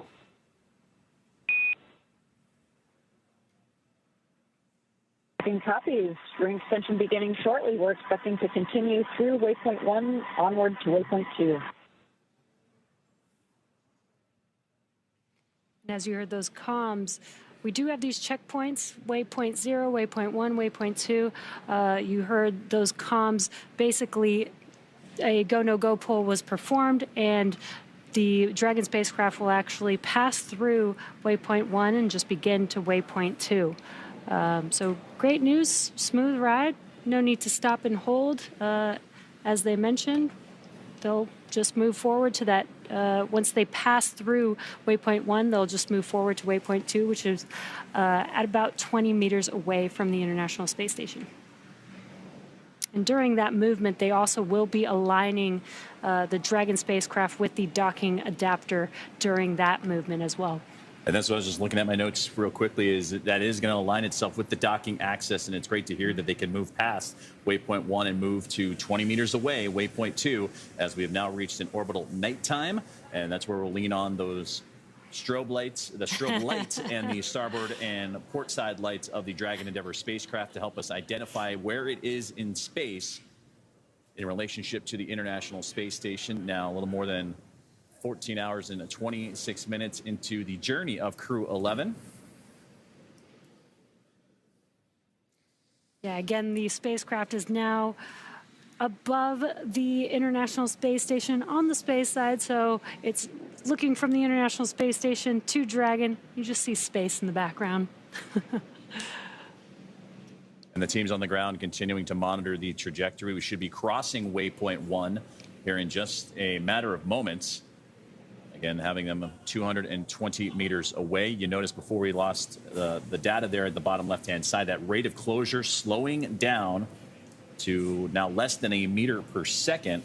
And as it gets closer and closer to the space station, it'll get even slower, almost a glacial rate of how glaciers move across. Station Houston on the big loop for Johnny.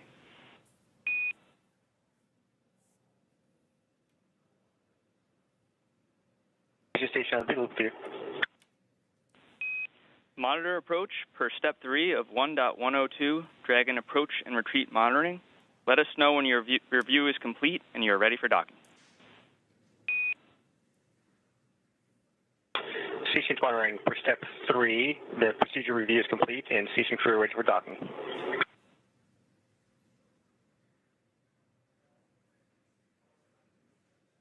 And that was NASA astronaut Johnny Kim talking to the teams in Houston. And Houston copies. At waypoint 2, Dragon will briefly pause to align for docking, then automatically resume approach. Station copy.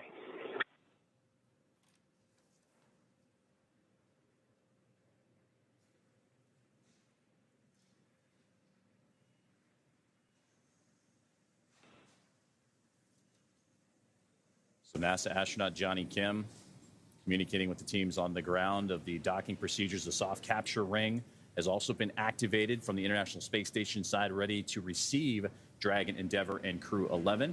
And just a moment ago, you saw some great thruster firings of the spacecraft in the blackness of space to see it illuminate for a couple of quick moments there.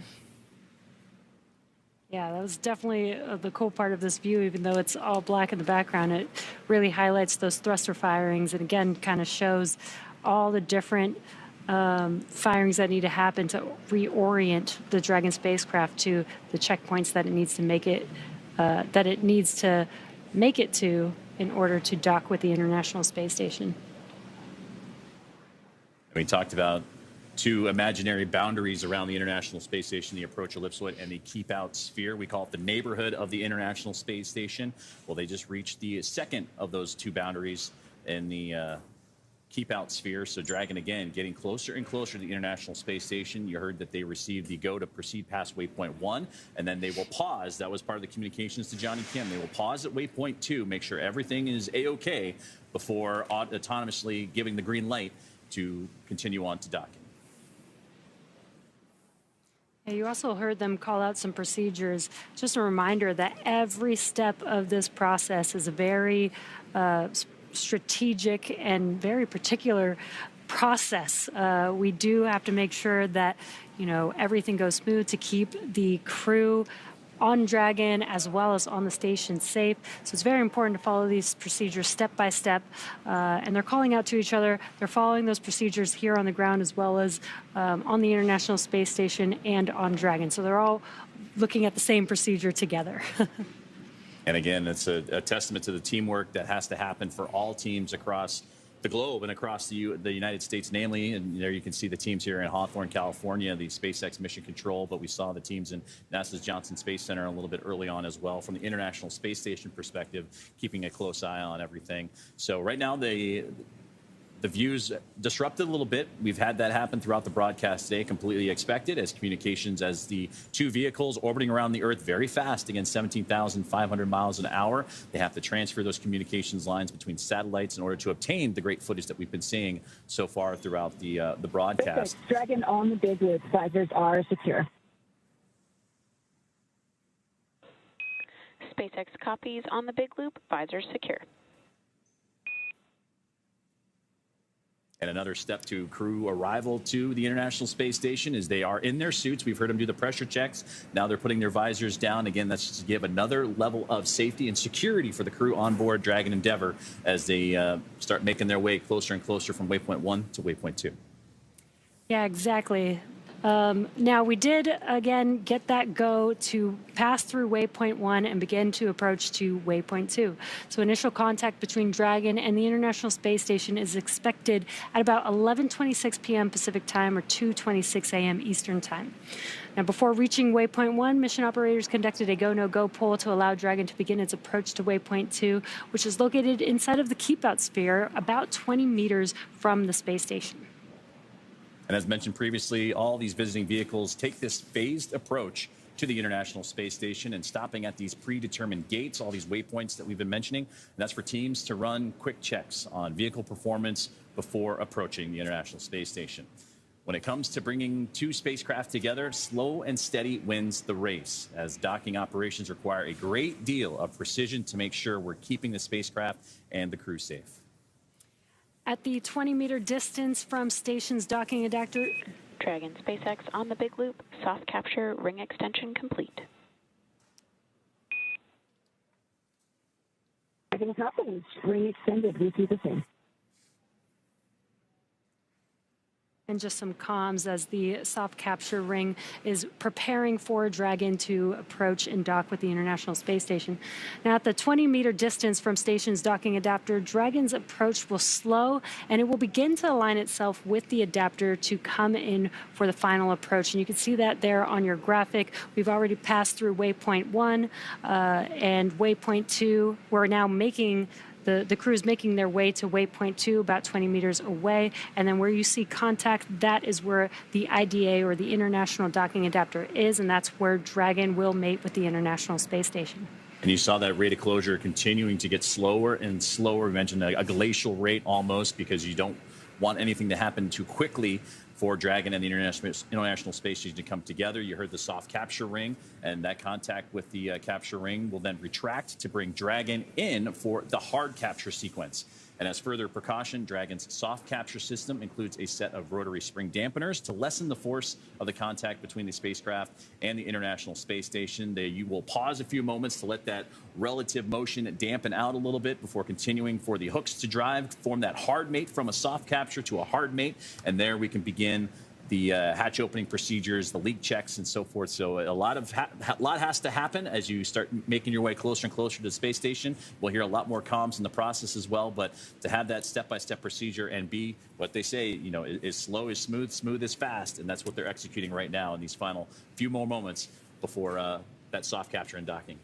Yeah, Joseph, you've mentioning that slow and steady. Again, both vehicles are moving at 17,500 miles per hour, which is really fast. So even the slightest movement, even the slightest approach, is actually the spacecraft moving very quickly with each other. So relative to each other, it seems very slow, but that is one of the biggest reasons why the Dragon spacecraft needs to approach very slowly, is because they're both moving really, really fast at the same time. And we just received word that we are go for docking from the International Space Station. On the big loop, ground is go for approach 2 and has commanded approach allowed. As a reminder, once Dragon is inside the crew hands-off point, retreat and breakout are not permitted.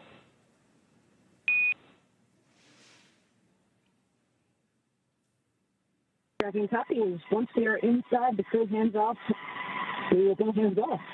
No retreat or breakout at that time. And we are go for approach 2. We see the flag enabled.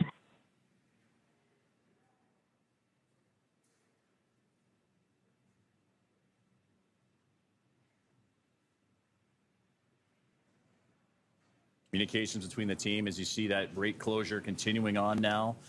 less than 68 meters away are all that separate Dragon, Endeavour, and Crew-11 from the International Space Station. A little more than a meter per second, and the great view there of Dragon from the International Space Station, that strobe light illuminating station to help out with the process. But you see those red and green lights as well, those navigation lights, similar to what you see on cruise ships or aircraft. Those red lights indicate the port, the left side of the spacecraft, while the green indicates the starboard or the right side.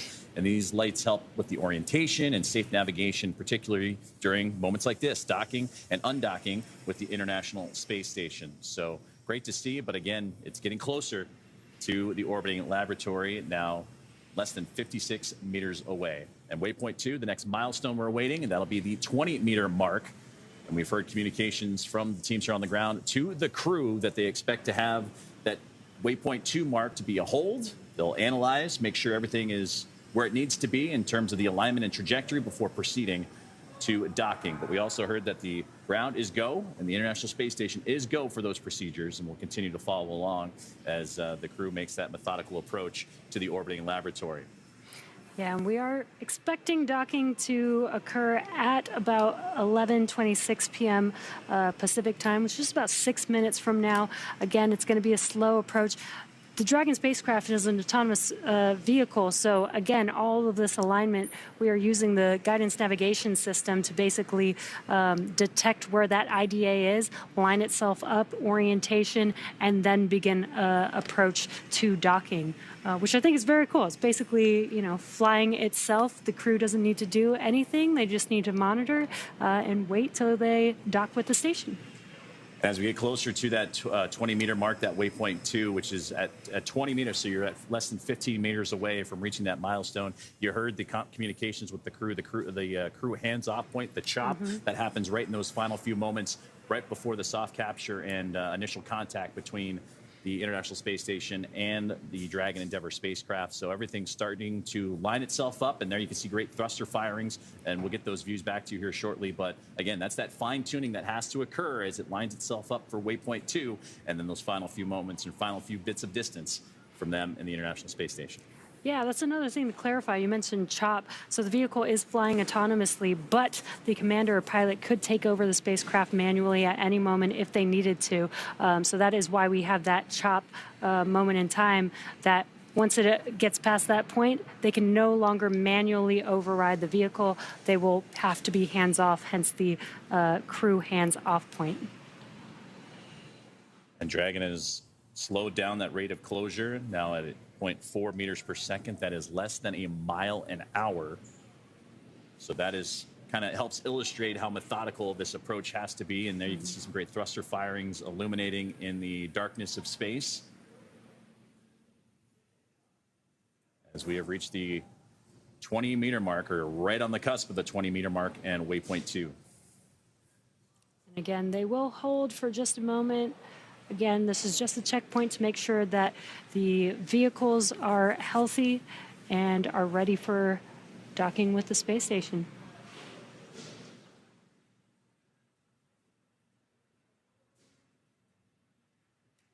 And there you can see the range has stopped, meaning that the vehicle is holding its position.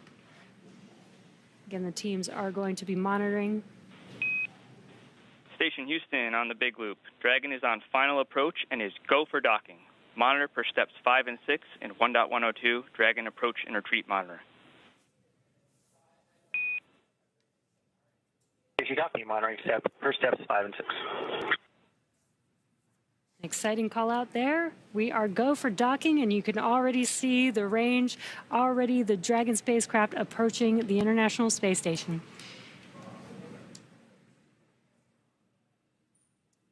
So it has reached waypoint 2, and that communications given the go for docking, and now it's just those final little bits of distance, and we'll continue to keep an eye on where the Dragon and the International Space Station are relative to each other, orbiting around the Earth at the time of docking. But so far, everything has been right on time, and so much so that they were even a little bit ahead of schedule going into today's preparations, following all the trajectory and data that we've been tracking since launch earlier this morning at 11:43 a.m. Eastern Time, and that's what began their journey. Now 14 hours and 40 minutes into their flight today, but that'll soon come to a close as their just a little more than 14 meters away from reaching their ultimate destination.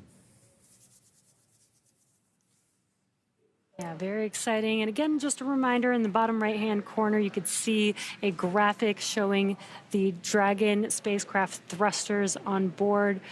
We've been able to get some glimpses of the thrusters live on Dragon. You can kind of see those light dots on your screen, but it is a little bit dark. We've got a dark view as we are looking at the Dragon spacecraft from the International Space Station.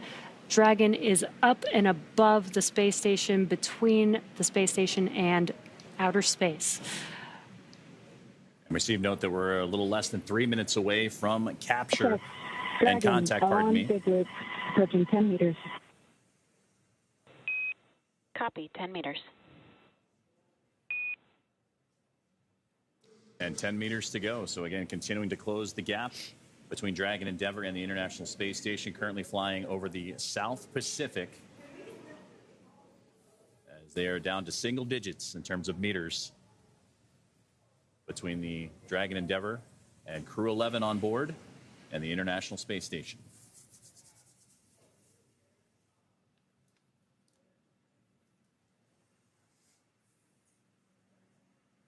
We should hear that call out for CHOP just about 30 seconds before the Dragon spacecraft is expected to soft capture with the International Space Station.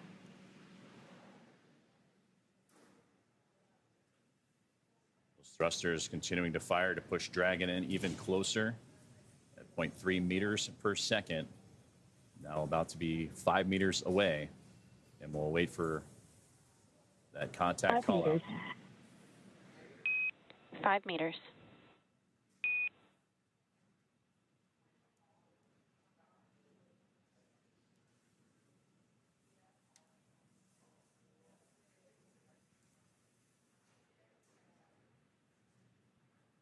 Now 4 meters away. Continuing to hear him, we'll hear that CHOP call out, and we'll wait for the call of the contact.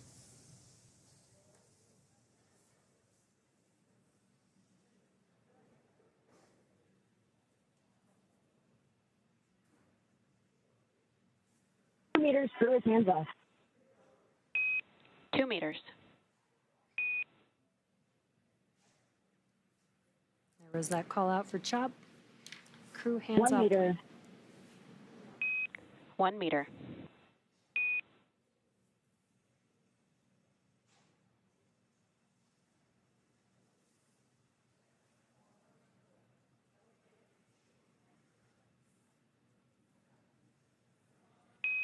Dragon contact and soft capture complete.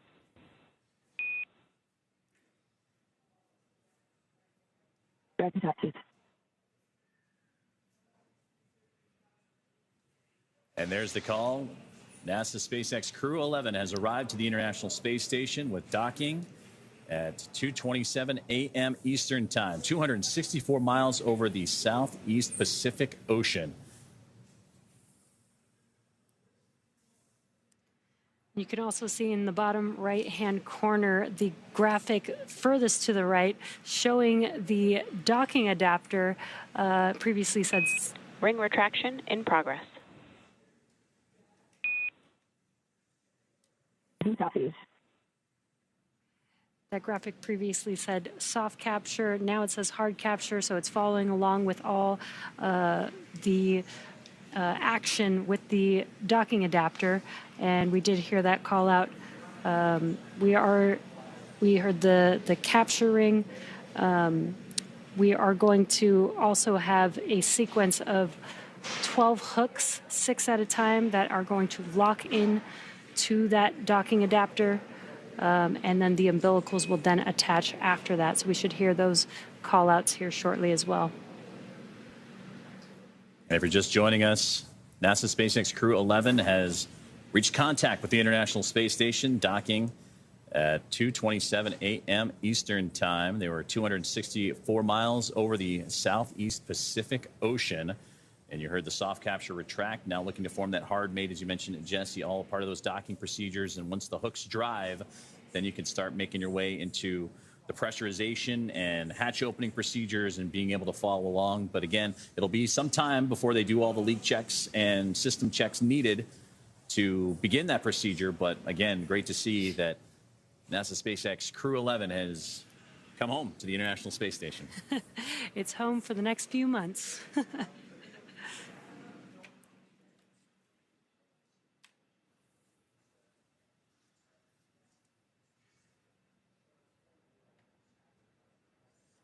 Crew-11 has made initial contact now and is situating itself in with those hooks driving to form the hard mate on the space-facing port of the International Space Station's Harmony module. And that soft capture system has retracted to bring the spacecraft even closer to form that hard capture. And you mentioned, Jesse, earlier that those 12 hooks, the 2 sets of 6, to firmly hold Dragon in place. That process will take about 15 minutes or so. So again, it just recently docked to the International Space Station about 2 minutes ago. So it'll take some time, and we also want to have that relative motion dampen out a little bit because, again, Dragon coming in very slowly, but still want that relative motion to dampen out. So the docking procedures well underway, and it'll take about 15 minutes or so. And after all of the docking events are successful, flight controllers will configure the Dragon spacecraft for docked operations and connect the power and data to the spacecraft. The Crew-11 crew will be able to get out of their spacesuits and set them up to dry and begin operations to get the hatches open and join the Expedition 73 crew on board the International Space Station. That includes pressurizing the vestibule and a round of leak checks, and we expect, again, to take it about 2 hours or so before the hatches open, and we'll continue to monitor along with that time frame. But again, they have docked at 2:27 a.m. Eastern Time as the space station and the Dragon Endeavour spacecraft orbiting over the Southeast Pacific Ocean. All of this will be followed by a welcoming ceremony before the crew goes into a safety briefing with the team already on board, Crew 10. Dragon SpaceX on the big loop, ring retraction complete. Docking sequence is holding for MCS reconfiguration. Dragon copy is full with you. And great to hear that communications to the ring retraction being completed. And again, the welcome ceremony and the crew will have that safety briefing with the Expedition 73 crew, and they'll get up to speed on all things International Space Station, and that'll more or less begin the handover period, the 3 full days of handover between the Crew-11 team and the Crew 10 crew as they anticipate departing in the next few days after that handover complete can occur, and of course due to weather and splashdown opportunities available for Crew 10. So now that the soft capturing has been retracted, you're going to start hearing those call outs of the hooks driving and starting to create that hard mate to the International Space Station. Yeah, and with the completion of the soft capture ring retraction, the hard capture sequence begins just about a couple minutes later, so we should hear the call out that that hard capture procedure sequence has begun here shortly.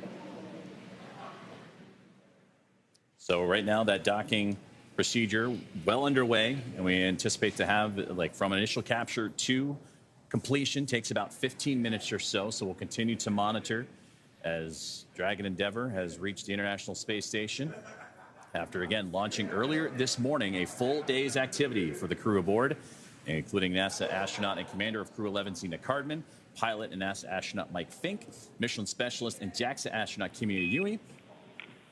Station Houston, MCS configured, proceeding with hook driving. Copy. And to round it out real quickly, Roscosmos cosmonaut Oleg Platonov, as you heard the communications there, the hooks are driving now to form that hard mate and create that seal to have the spacecraft and the International Space Station locked up against each other.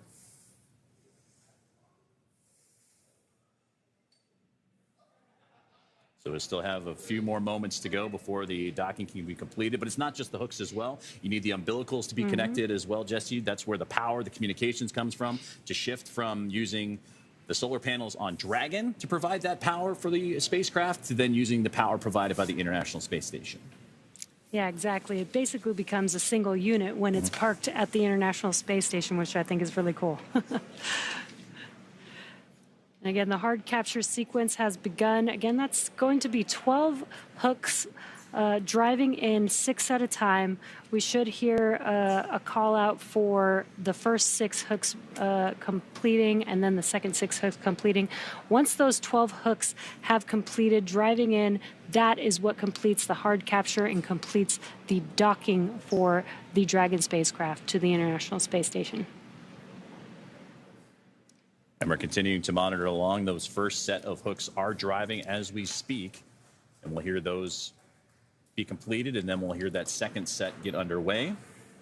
And again, the NASA SpaceX Crew-11 has arrived to the International Space Station, docking just a few moments ago at 2:27 a.m. Eastern Time.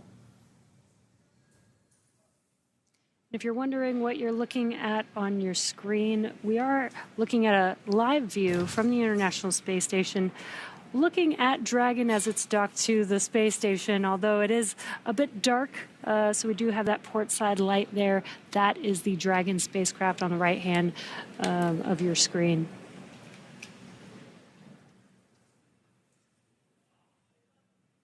Both Dragon and the International Space Station in that orbital nighttime. They just flew over the most southern regions of South America as they were making their way across the Pacific Ocean. Southeast Pacific is where they met together for that initial contact, and then they'll start making their way 51 degrees and change up the other direction as we continue to wait that second set of hooks to drive. And we're about 6 minutes away from the next orbital sunrise, which should provide some wonderful views of both the Dragon spacecraft and the International Space Station, illuminating the two coming together.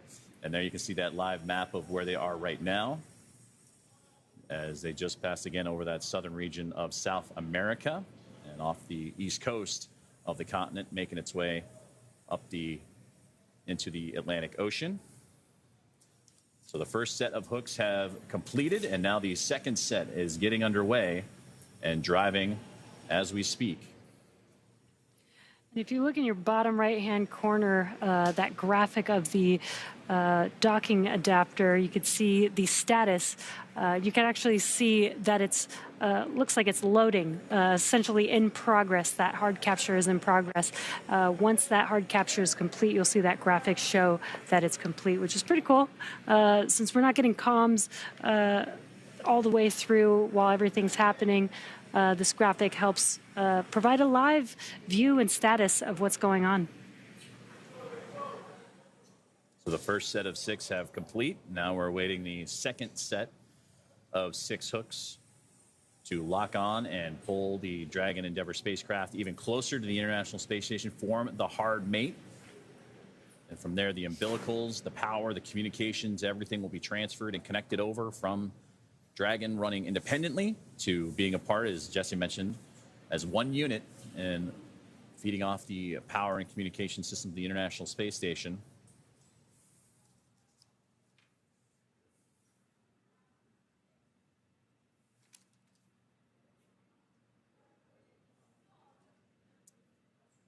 Dragon Endeavour and Crew-11 docked exactly 10 minutes ago while the two were flying a little more than 260 miles over the southeast Pacific Ocean. Dragon SpaceX on the big loop, hard capture complete.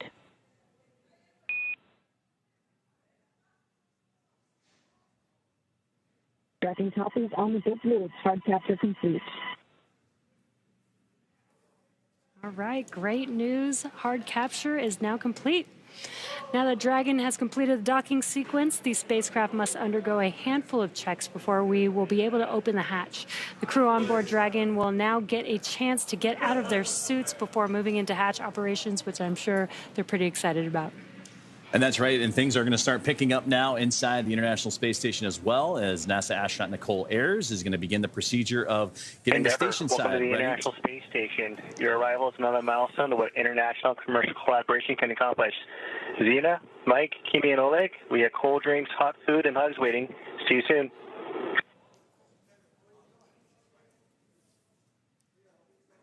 This is Dragon Endeavour on the big loop. Hello, Space Station. Crew 11 is here.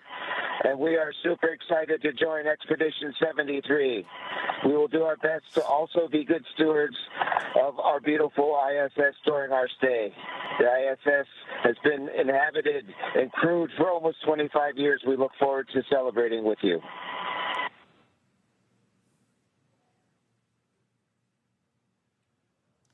That was wonderful to hear. Space crew can't wait. And that was wonderful to hear. To communications from the International Space Station to the crew aboard Dragon Endeavour, welcoming them formally to the International Space Station. And you heard Colonel Mike Fincke talking, the pilot of Crew-11. Excited to share this moment, become a part of Expedition 73, but also be a part of history as the 25th anniversary of continuous human presence for the International Space Station coming up in November. Well, now the hatch opening and pressurization, the safety checks, everything getting underway, and that's where NASA's Nicole Ayers will kick things off and get the hatch on the station side ready to be opened and start pressurizing that area known as the vestibule, and that's between Dragon and the space station hatches. They've been at vacuum of space. They have to bring that up to a little more than 14 psi, which is about sea level for those here on Earth. And with Dragon docked, that's going to do it for us here in Hawthorne. But our coverage for Crew-11 will not stop.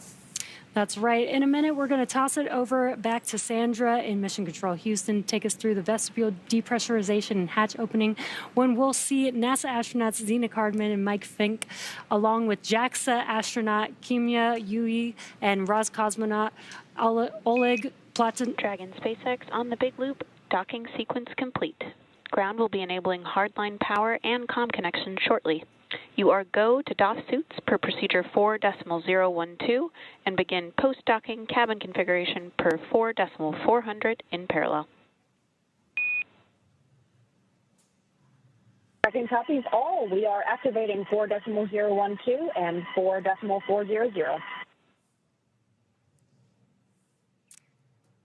Great news. They're proceeding with moving forward with getting the crew on the International Space Station. And as I was mentioning, the Crew-11 crew with Roscosmos, cosmonaut Oleg Platonov, all four of the crew will be floating into the International Space Station shortly, which is very exciting. But just a little recap of how they got here. They suited up. They took a short ride to Launch Complex 39A, where they ingressed the vehicle, the Dragon vehicle, on top of a Falcon 9 rocket. They lifted off from Kennedy Space Center Launch Complex 39A at 8:43 a.m. Pacific time, or 11:43 a.m. Eastern time on Friday, August 1st. Stage 1 came back, separated from the second stage in Dragon, came back and landed on landing zone 1, and the crew continued on their journey all day today. They've had a long phasing burn, making their way to the International Space Station. They've had 5 major burns on Dragon, and then finally docked with the International Space Station at 11:27 p.m. Pacific time on Friday, August 1st, or 2:27 a.m. Eastern time on August 2nd.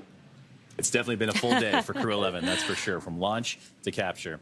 And now that Crew-11 has arrived, we're looking ahead to the return of Crew-10. We'll be taking you along as they return home after their long-duration stay aboard the International Space Stations. Now, teams are assessing return dates, and they have announced during media breakouts that it will be no earlier than August 6th. But again, we'll continue to follow along, and it will be announced on NASA.gov, so be sure to tune in as NASA and SpaceX bring you that live coverage every step of their journey home. You can also follow us on X at SpaceX and NASA on social media for real-time updates. And again, thank you for watching. Go NASA, go SpaceX, and go Crew-11, and go Crew-10. For those of you watching on X, please head on over to NASA Plus and follow the coverage live for the welcome remarks, the hatch opening, and more. And thank you, all of you, for joining us and being with us here in Hawthorne today. And thank you, Joseph, for being here with us today in Hawthorne, California. Thanks to everybody for tuning in.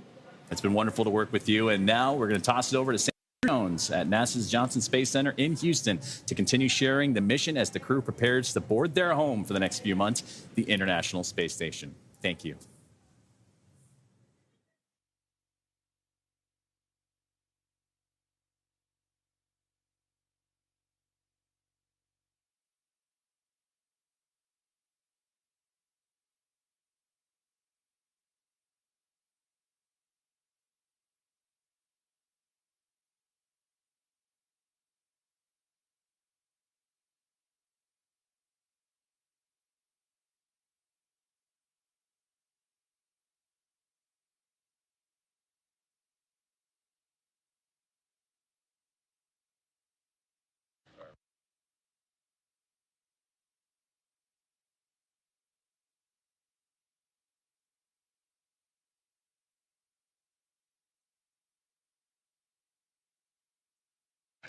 Good morning again from the Johnson Space Center in Houston, Texas. We just wrapped up our joint coverage with SpaceX of Crew-11's arrival to the International Space Station. Kimiya, I've got you loud and clear on the cabin mic on the big loop. You're also loud and clear. Thank you.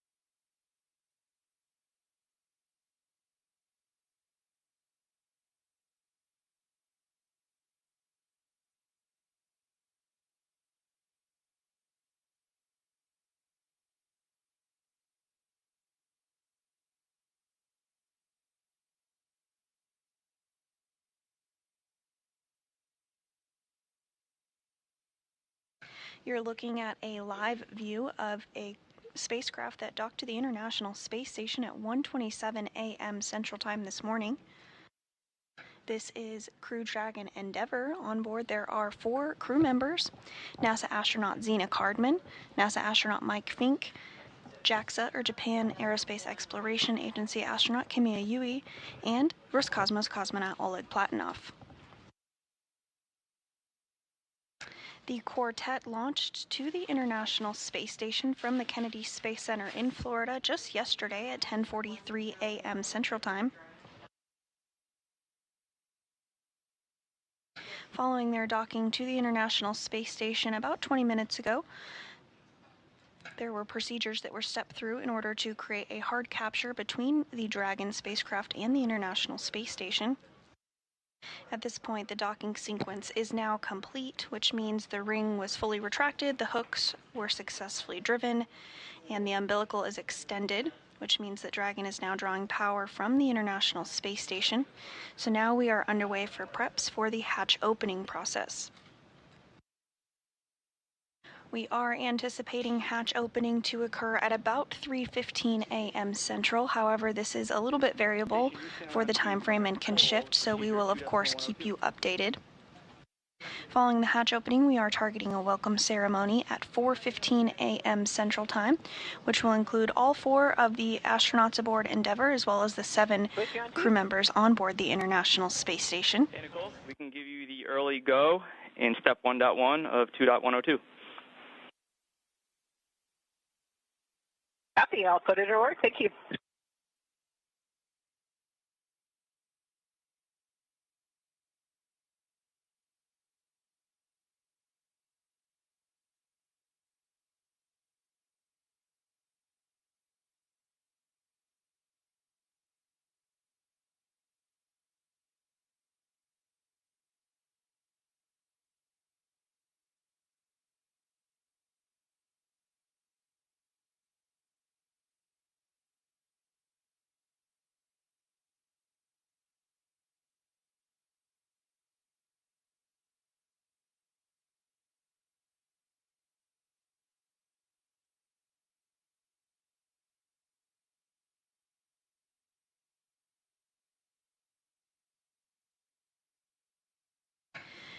Now that Endeavour is docked, NASA astronaut Nicole Ayers is working to secure some hardware that will move into the hatch operation procedures. First, the large hatch at Node 2 Zenith will be opened, which will give her access inside the pressurized mating adapter. And then we'll have to pressurize the vestibule, which is the small space between the hatches on Dragon and the International Space Station. Because this area was exposed to vacuum prior to docking, we need to fill it with air and make sure its pressure is nearly equal with the atmospheric pressure on Dragon and the space station.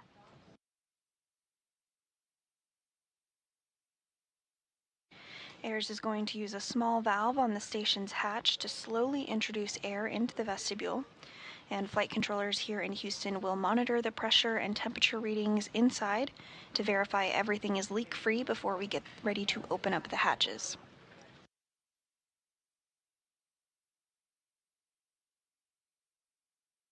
So again, we are targeting that hatch opening this morning around 3:15 a.m. Central Time. And about an hour after hatch opening, we are expecting a welcome ceremony to occur at 4:15 a.m. Central.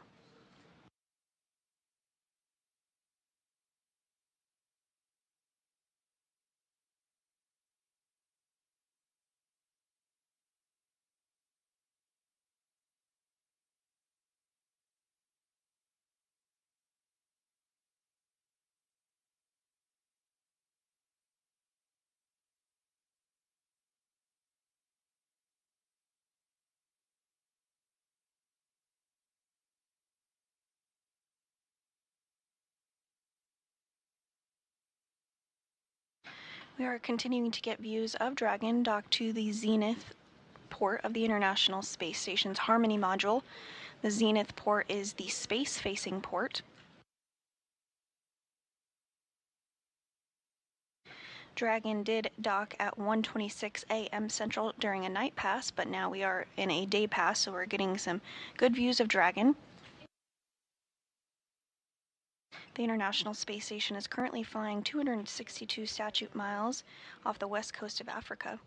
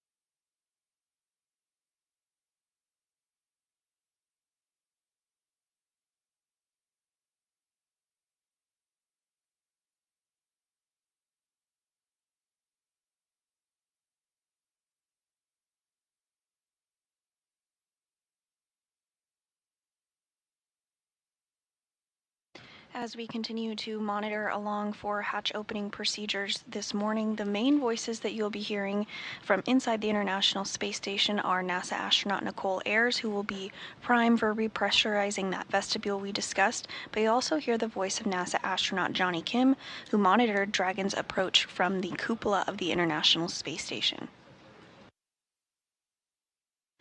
And we are getting another view here of Dragon, again docked to the Zenith port of the International Space Station. That's the space-facing port.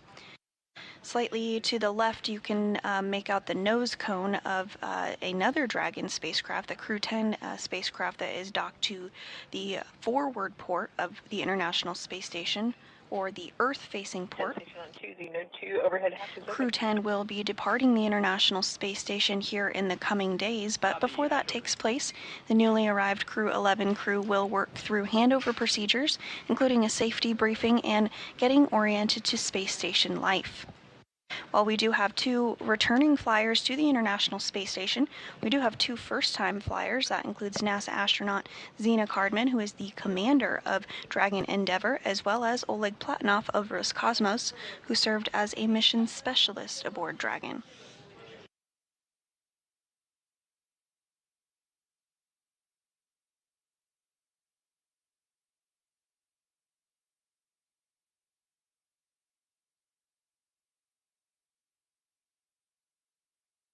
Once Crew-10 undocks from the International Space Station, they will splash down off the coast of California. This will actually be the very first time that a crew, as part of NASA's Commercial Crew Program, does splash down off the coast of California. The Axiom Mission 4, one of the private astronaut missions for the agency, did recently splash down off the coast of California, but this will be the first for the CCP program.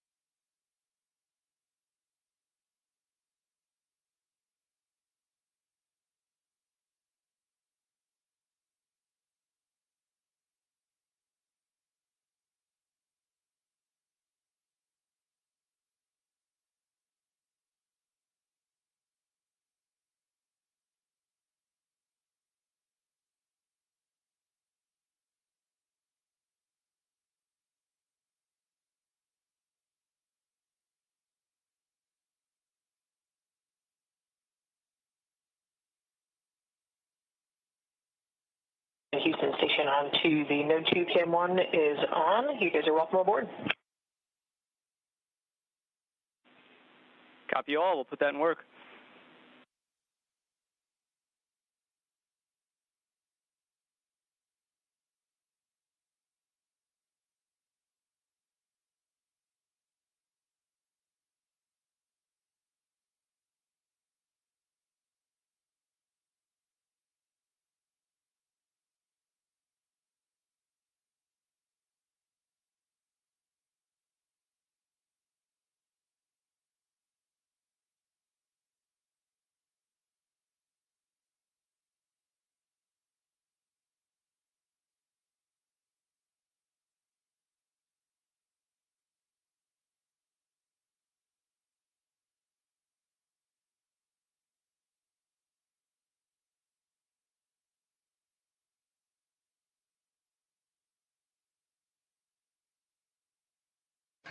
Again, this is a view of the recently arrived Dragon Endeavour, which docked to the International Space Station at 1:26 a.m. Central Time this morning.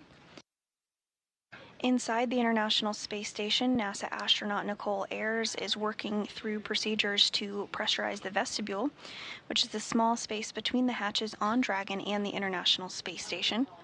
Because this area was exposed to vacuum prior to docking, they need to have it filled with air to make sure its pressure is nearly equal with the atmospheric pressures on Dragon and the space station before hatches are opened.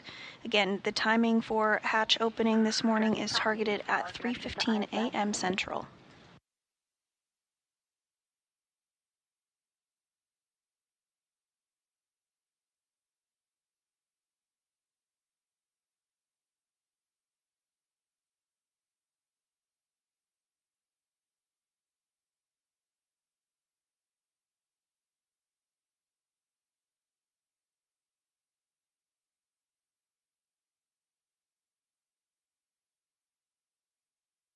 Station on to for step 2.4, GMT time 0657.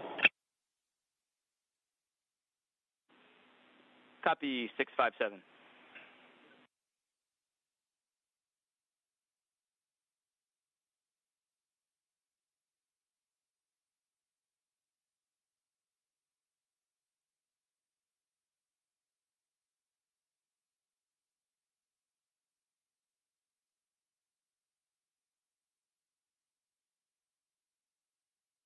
And we are getting a view from inside the International Space Station now as the crew, namely NASA astronaut Nicole Ayers, works to step through those procedures to pressurize the vestibule.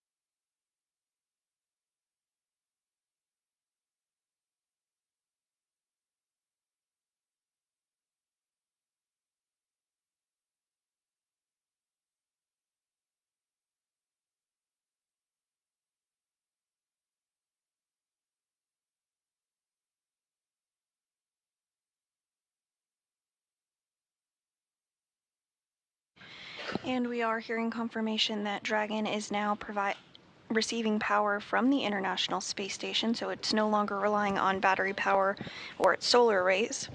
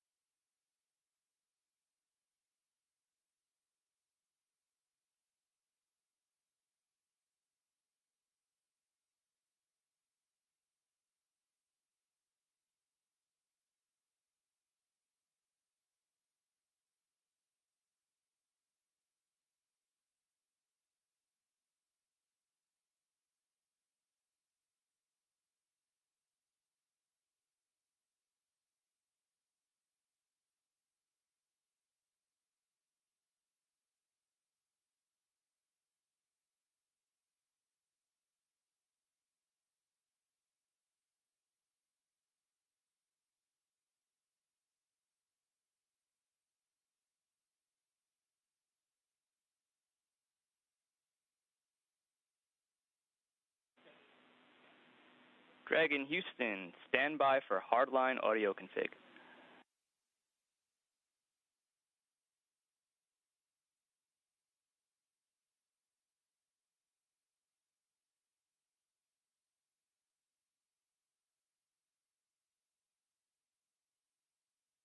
And Dragon copy, standing by. And a view back inside the International Space Station. Again, NASA astronaut Nicole Ayers is going to be prime for the responsibility of the hatch opening procedures today. You can see that zenith hatch there on your screen. The white circular portion that's a little deeper into the hatchway, and that pathway is called the pressurized mating adapter.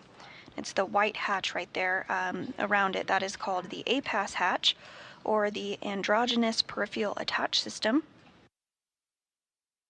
The international docking adapter, which is on the other side of the hatch, just right behind there, has been exposed to vacuum and the harsh conditions of space, including that intense sunlight and sunsets plus 200 degrees Fahrenheit plus or minus in the sun and shade respectively.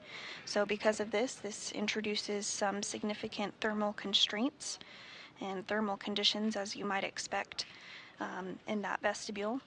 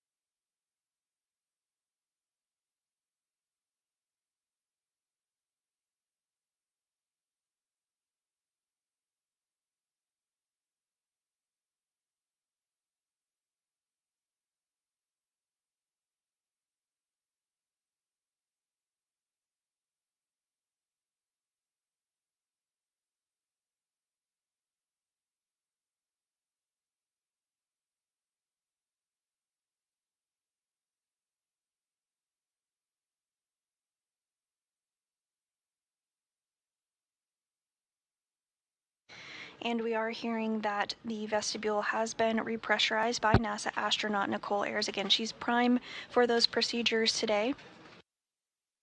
So next up, there will be a series of leak checks that occur. The pressurization needs to be equal to the pressure on board the International Space Station, which is about 14.7 pounds per square inch. Once that pressure is equalized, they'll be able to open up the hatches between Dragon, Endeavour, and the International Space Station, and the newly arrived Crew-11 will be able to float aboard at that point. Shortly after their arrival on board the International Space Station, we will have a welcome ceremony. We're again targeting that for 4:15 a.m. Central Time this morning.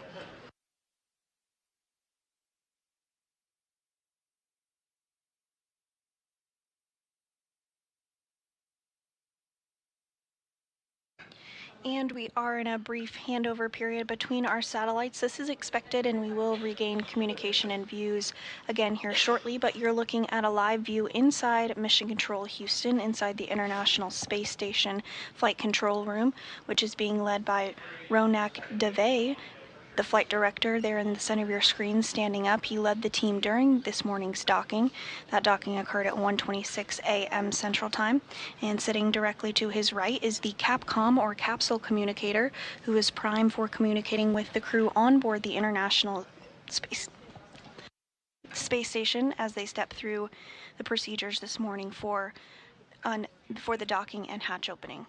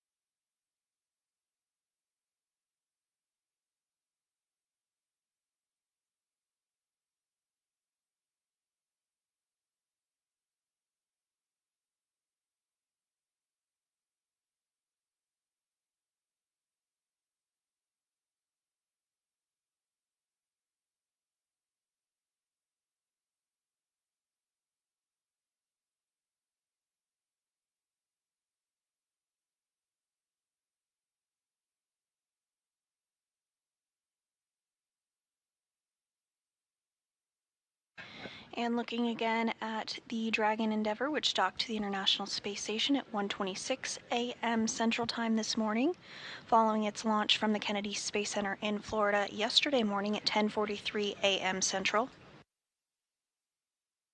Inside, again, that docking occurred at 1:27 a.m. Central Time this morning. Inside Dragon Endeavour are NASA astronauts Zena Cardman and Mike Fincke, as well as JAXA, or Japan Aerospace Exploration Agency astronaut Kimiya Yui, as well as Roscosmos cosmonaut Oleg Platonov.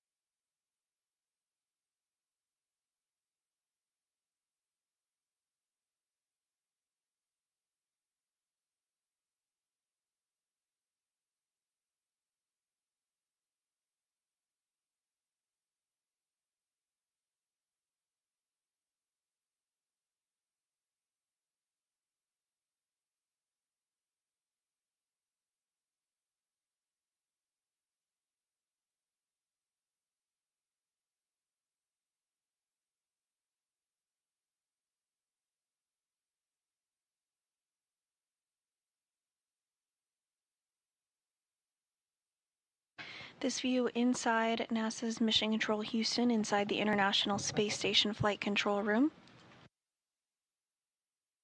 We'll get views of Dragon and inside the International Space Station here shortly.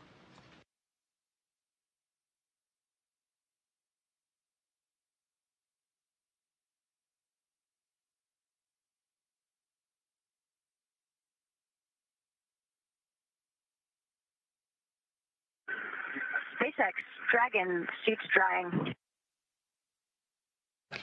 And we are getting views once again of Endeavour docked to the zenith port of the International Space Station.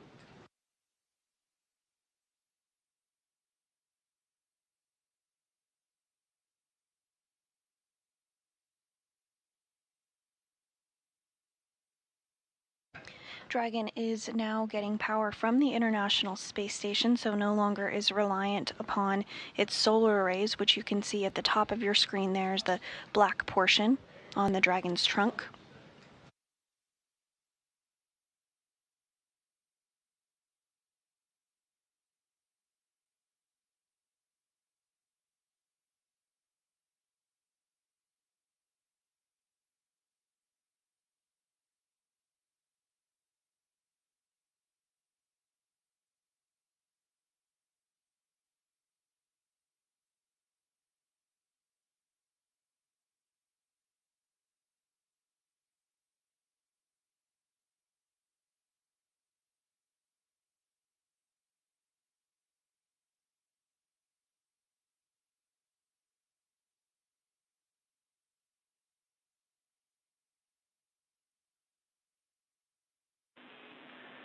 Dragon Houston on the big loop. Comm check.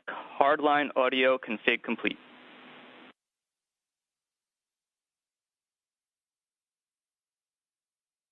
Houston, Dragon on the big loop, loud and clear.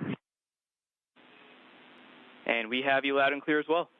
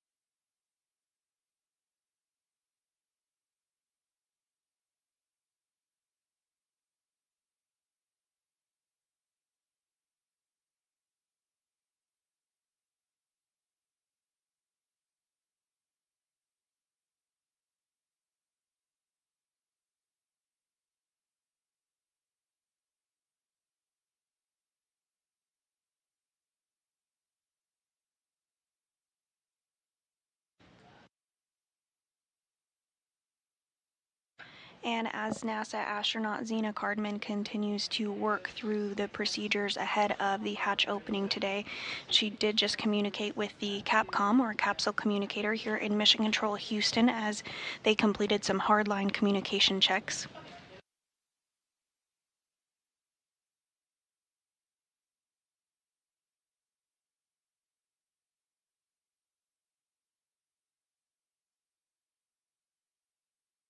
All of this ahead of a targeted hatch opening at 3:15 a.m. Central Time this morning, so just about an hour out from that milestone.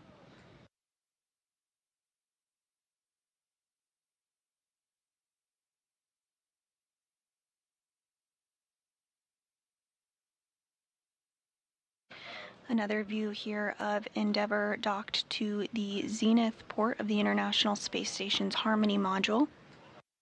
Can really see a good view of those black solar arrays there at the top of your screen, which helped provide power for Endeavour on its ride uphill following launch from the Kennedy Space Center at 10:43 a.m. Central Time just yesterday.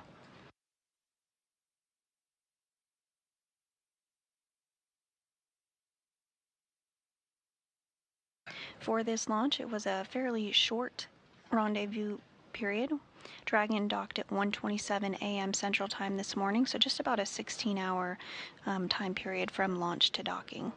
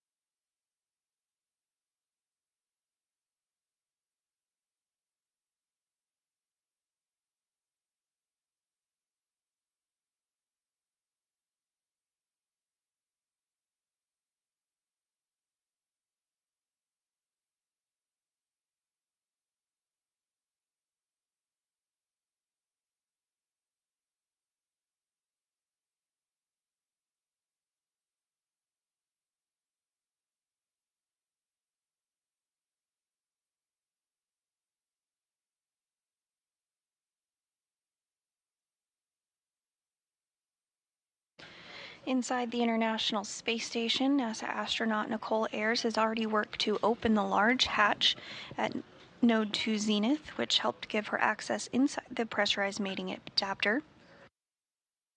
There you're seeing a view on your screen of that. She then worked to pressurize the vestibule, which is the small space between the hatches on Dragon and the space station. This was exposed to vacuum prior to docking and so needs to be filled with air to make sure its pressure is nearly equal with the atmospheric pressures on Dragon and the space station.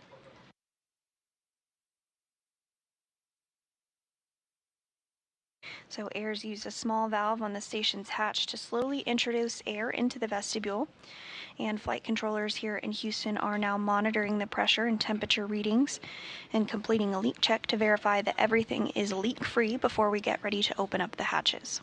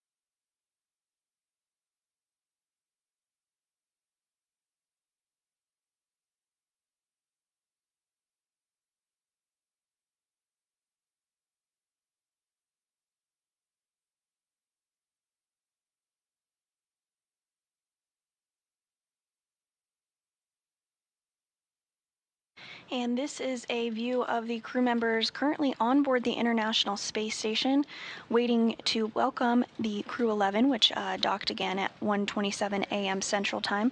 Starting on the lower left of your screen is NASA astronaut Nicole Ayers, then Roscosmos cosmonaut Kirill Peskov, NASA astronaut Johnny Kim, Roscosmos cosmonaut Sergei Ryzhikov, and Alexei Zubritsky, as well as JAXA, or Japan Aerospace Exploration Agency astronaut Takuya Onishi, and finally NASA astronaut Anne McClain.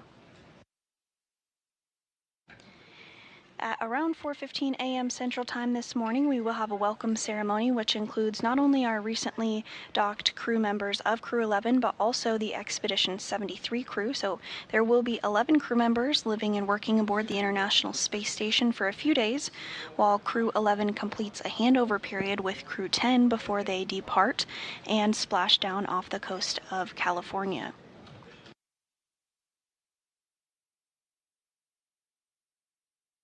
Along with the 11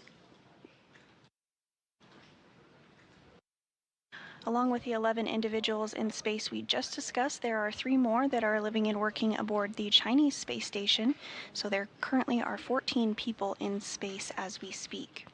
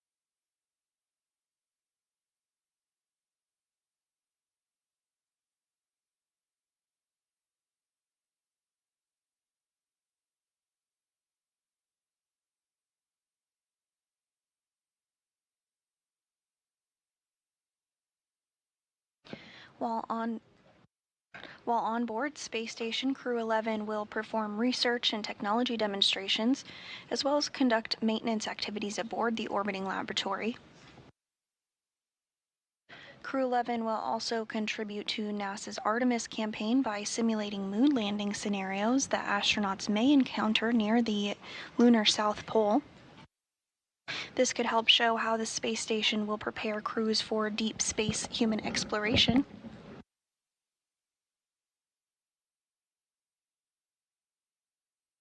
The simulations will also be performed before, during, and after their mission using handheld controllers and multiple screens to identify how changes in gravity affect spatial awareness and an astronaut's ability to pilot spacecraft like a lunar lander.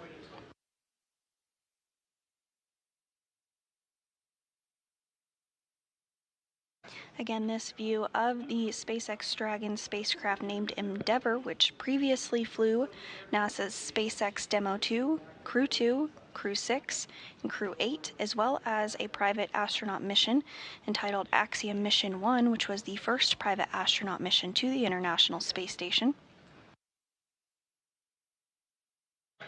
This flight is the 11th crew rotation mission with SpaceX to Space Station as part of NASA's Commercial Crew Program, and overall the Crew-11 mission is the 16th crewed Dragon flight to the Space Station, including Demo 2 in 2020 and 11 operational crew rotations for NASA, as well as 4 private astronaut missions.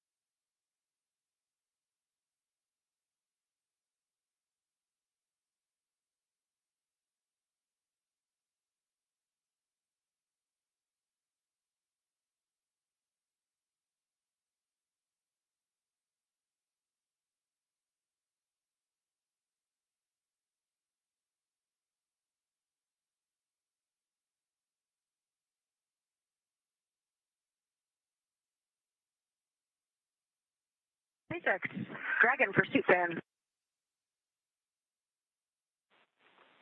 Dragon, we're with you on the big loop.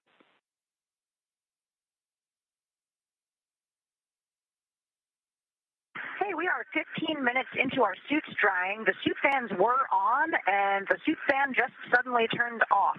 I heard it audibly and verified in 5 alpha decimal 7 that the suit fan is off.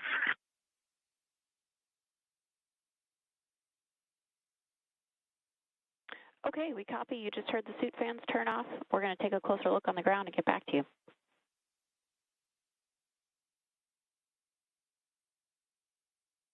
Copy, thanks.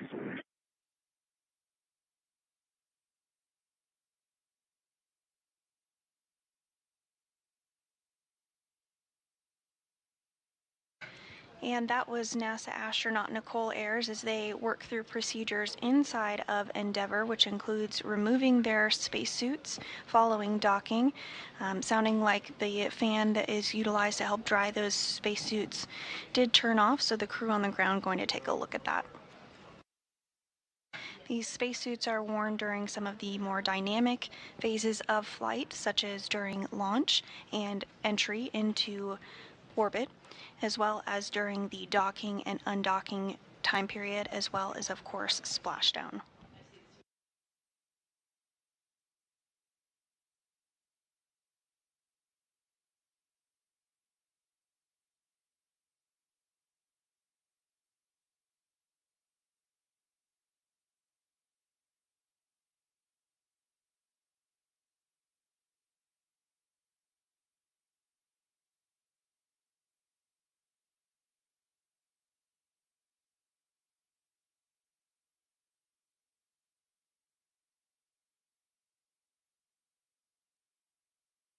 station on 2. We are ready for 2.102 on your go.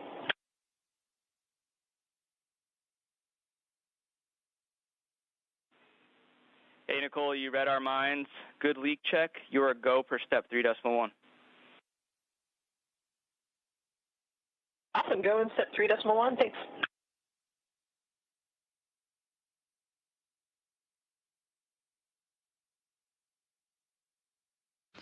And NASA astronaut Nicole Ayers reporting from the International Space Station that the leak checks are looking good for that vestibule repressurization.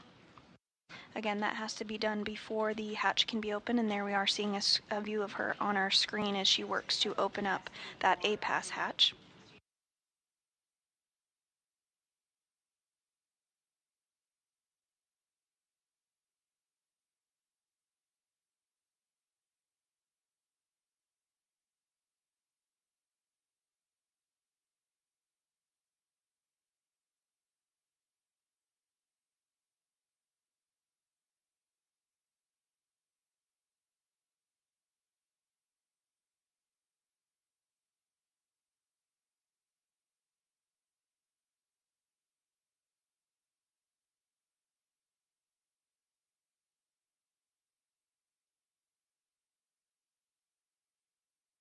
This is the first space flight for NASA astronaut Nicole Ayers.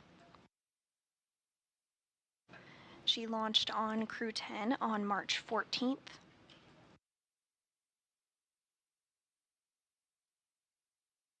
Prior to her time at NASA, she is a lieutenant colonel in the U.S. Air Force. Step 3.2. And we concur. 0 DPDT.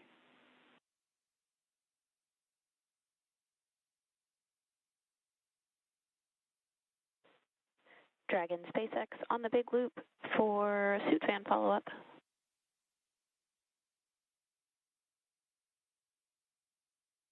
Ready to copy. We took a closer look on the ground, and we do see that the suit fans are still running and have nominal telemetry. We did see that the waist fan turned off around the time of your call. Could that have been what you heard?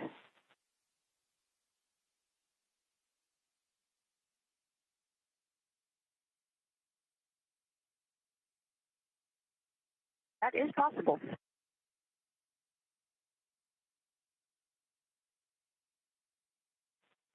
So we're tracking about 19 minutes into the suit drying period now.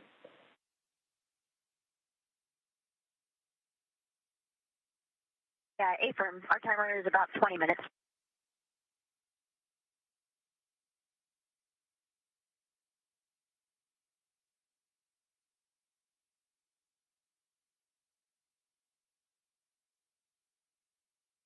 And this view of NASA astronaut Nicole Ayers as she works to open up the A-pass hatch following the vestibule repressurization and leak checks, everything looking good. On the big group, inventory report.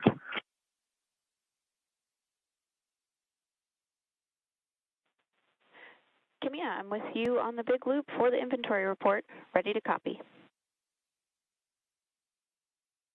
Okay, first, water. 203, 1 remaining. 204, 4 remaining. I copied 203, 1 remaining, 204, 4 remaining.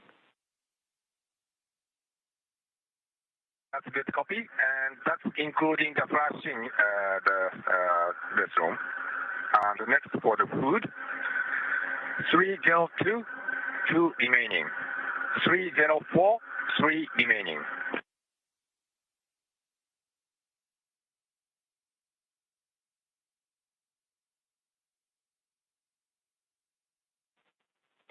I copied 302, 2 remaining, 304, 3 remaining.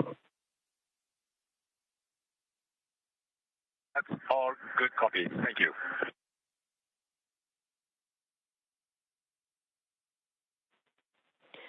And Kimiya, can you report number of waste system uses?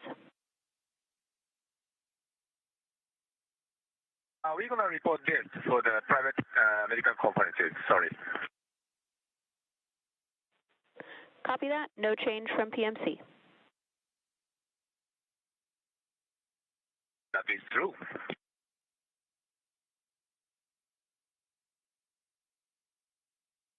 Sorry, not that's true. We used a little bit more, but we're going to report during the PMC. Sorry. Okay, copy additional uses and will report during PMC. That's good copy. Thank you.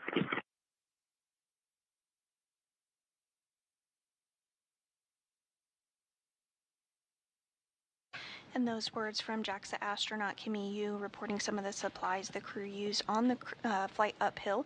Continuing to get a view inside of the International Space Station, though, as NASA astronaut Nicole Ayers has put on some gloves and has acquired a camera. She's going to inspect the hatch for any FOD or foreign object debris to make sure everything is nice and clean before they do go ahead and open up the hatches.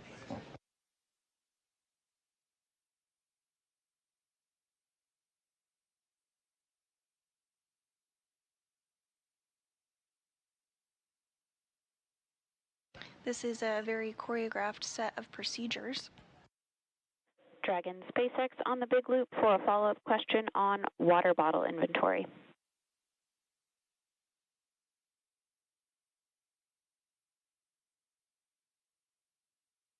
Go ahead. Could you confirm inventory in bags 201 and 202?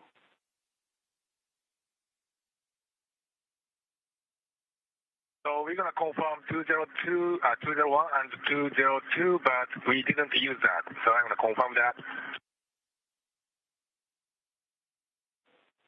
Okay, we copy no consumption from 201 or 202, and 203 and 204 were as reported. That is correct.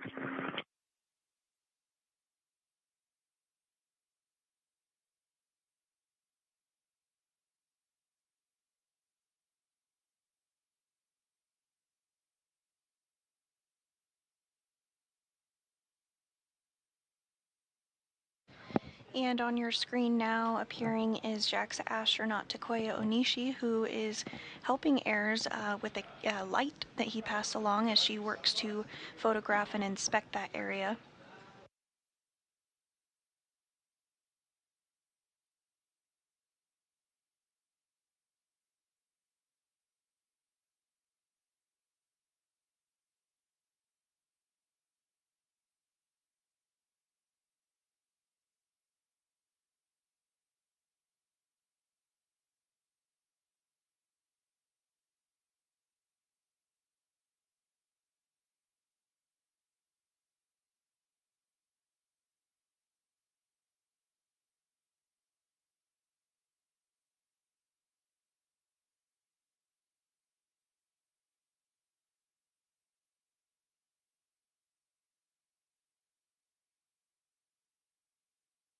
And we do see that hatch open now. Again, Ayers is going to continue to inspect the area, take some photographs, and we'll send this down to the ground for further analysis ahead of the completion of hatch opening.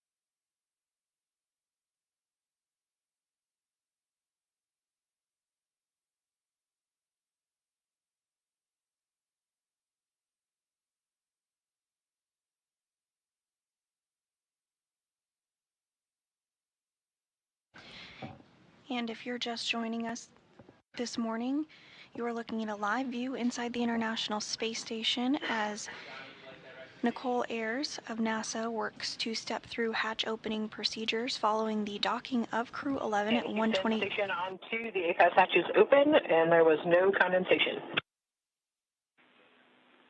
Copy, hatch open, good report. Following Crew-11's docking at 1:27 a.m. Central Time this morning. You did just hear her report out that following the APAS hatch opening, there was no reported condensation, so they'll continue to step through the rest of the carefully choreographed procedures ahead of hatch opening this morning. We are targeting 3:15 a.m. Central for that hatch opening, but that time frame can be a little bit flexible. Crew-11 launched from the Kennedy Space Center in Florida yesterday at 10:43 a.m. Central.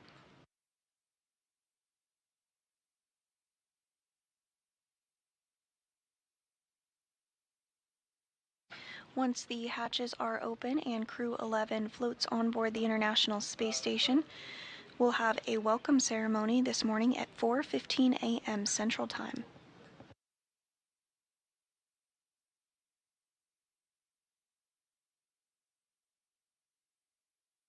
During this welcome ceremony, the 4 astronauts on board Crew-11, as well as the 7 astronauts currently on board Space Station, will have the opportunity to give some remarks.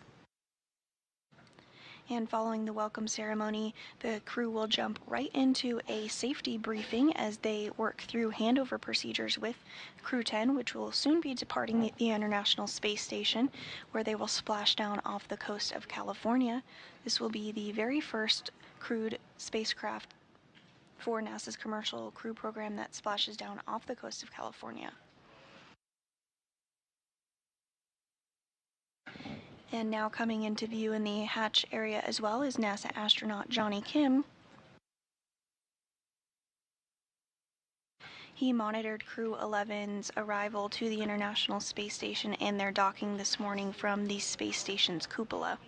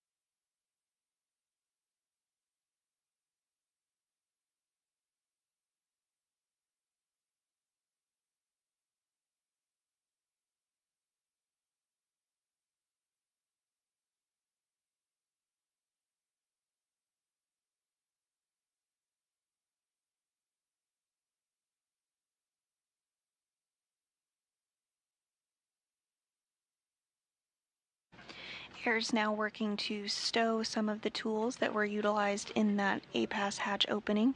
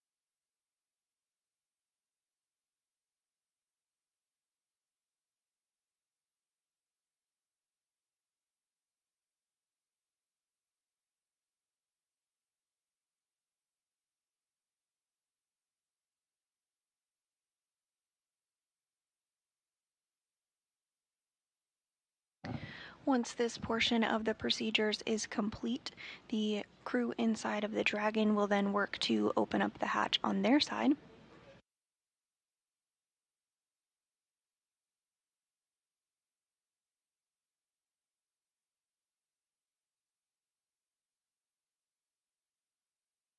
Following this, the IMV ducting that you saw, some of that orange and white hose-looking hardware will work to be further installed as well.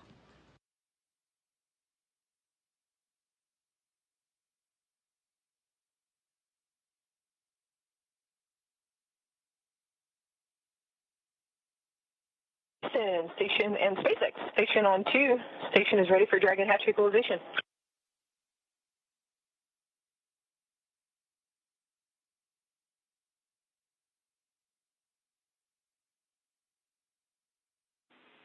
SpaceX copies on the big loop. And Houston copies on the big loop.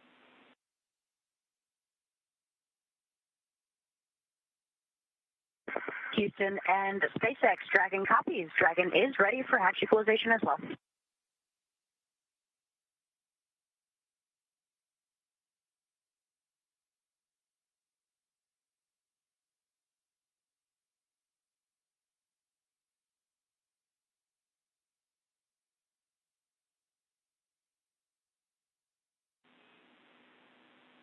Station and Dragon, stand by for equalization. Expected to take 1 to 2 minutes.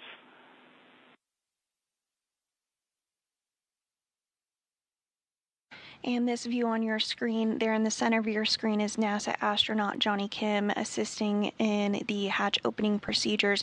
Straight in front of him is that hatch that the crew has been working in that we've had a more close-up view of.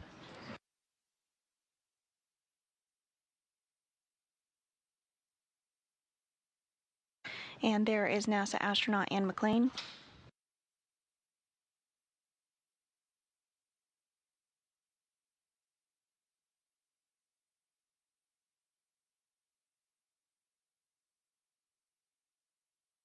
And back in closer of the hatch there, you can see Nicole Ayers as well as Johnny Kim continuing to step through those procedures.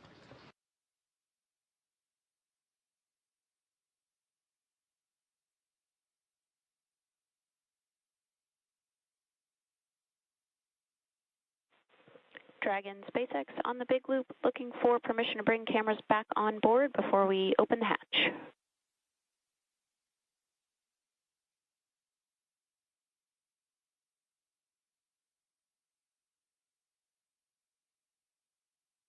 SpaceX Dragon, we are good to go and just removed the video director override via 4.012. We see it. Thank you.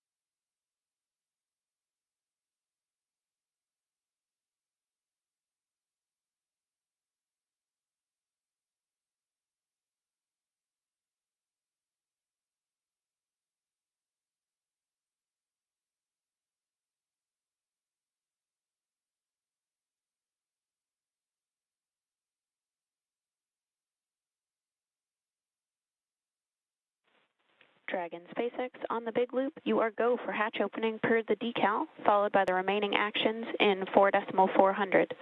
After 4.400 is complete, transition to NASA procedure 2.102, part Charlie. Dragon copies. We are go for Dragon hatch open. We'll be starting that shortly, and after that, we'll complete 4.400 and transition to ISS procedure 2.102, section Charlie.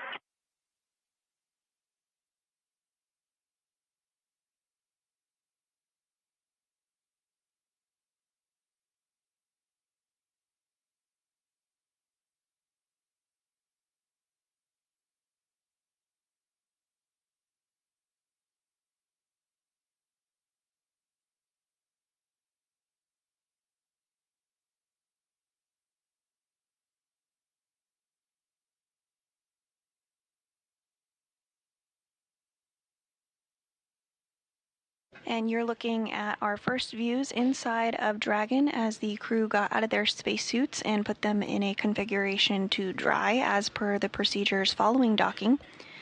They're now working to open up the hatch on the Dragon Endeavour before they float on board the International Space Station. Again, two of them for the very first time. That will be NASA astronaut Zena Cardman and Roscosmos cosmonaut Oleg Platonov. This will be NASA astronaut Mike Fincke's 4th time on board space station and the 2nd for Kimiya Yui.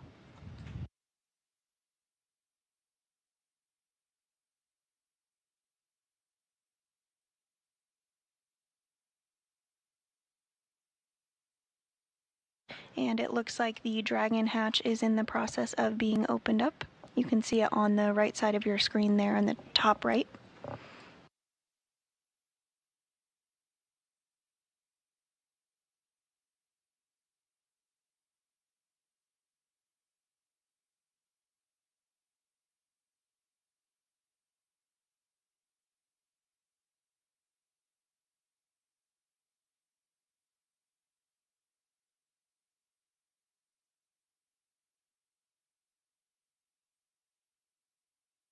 Houston, SpaceX Dragon hatch is open.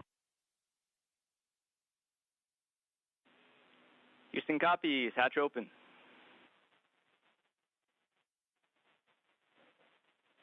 And with that, the Dragon hatch is open.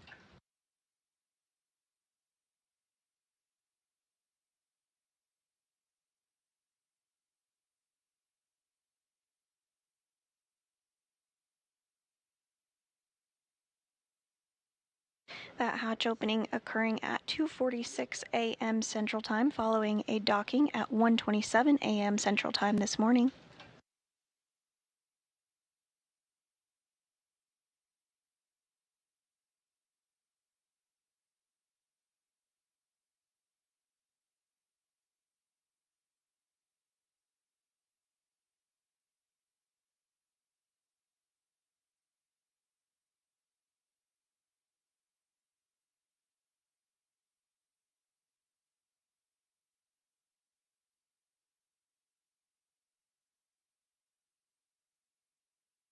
And with the hatches open, it will be just another moment before the crew does float aboard the International Space Station. They have some important closeout duties, including working through procedures with some lithium hydroxide canisters. Those are consumable carbon dioxide scrubbers used inside of Dragon, so they do want to conserve those carbon dioxide scrubbers.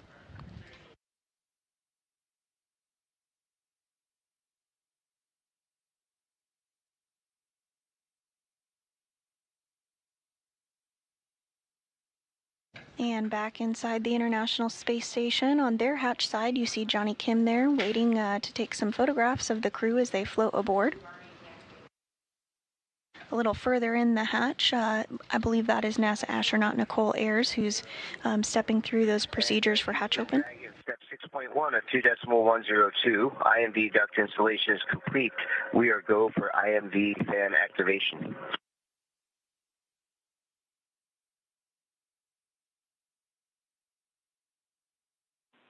We copy. Putting that in work.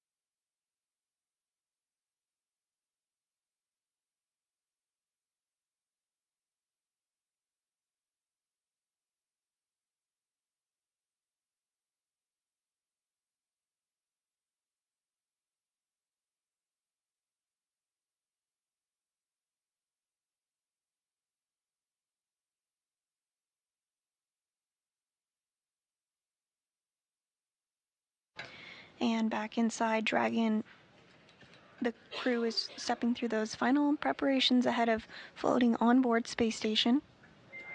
Dragon SpaceX on Dragon aground. The S-band will be deactivated shortly, so Dragon aground will no longer be available for comms. Please verify the push-to-talk destinations are set to ISS.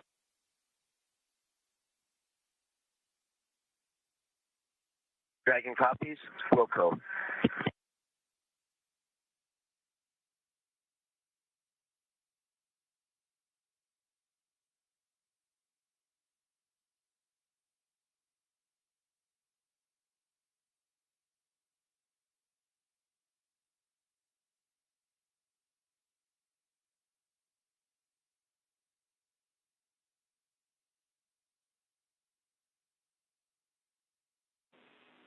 And Dragon Houston on the big loop. When you get to step 6.3, you are go. And Dragon copies Houston. We are ready for 6.3. We're opening location 23 at this time.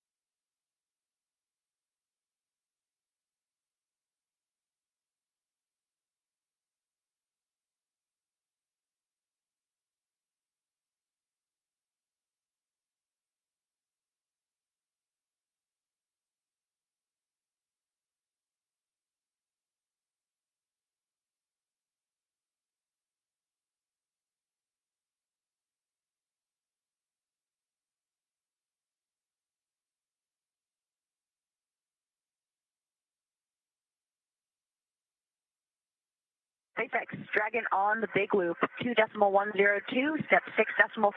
LiO cartridge 1 is sealed and installed. SpaceX copies on the big loop. LiO cartridge is sealed and installed.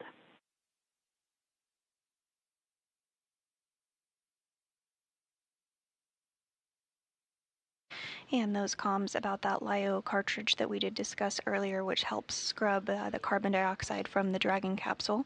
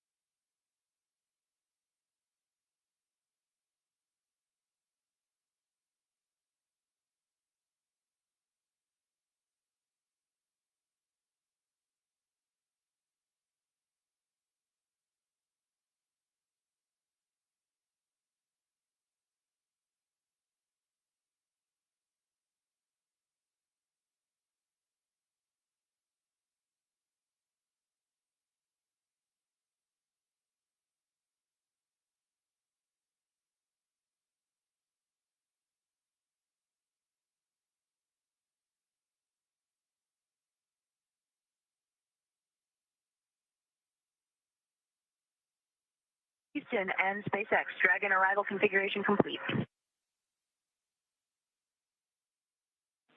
Houston copies. And SpaceX copies.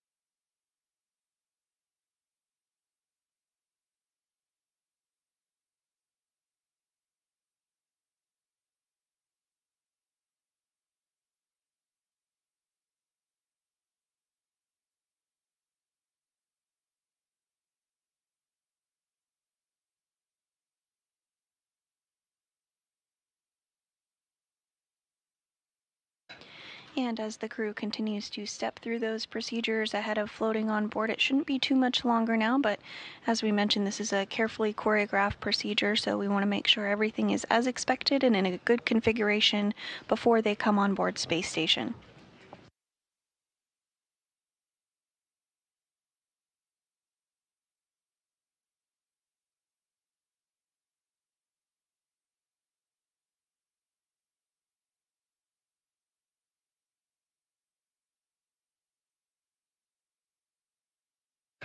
And this view inside of the International Space Station Flight Control Room, showcasing the team that has been working to step through the procedures with the crew for docking.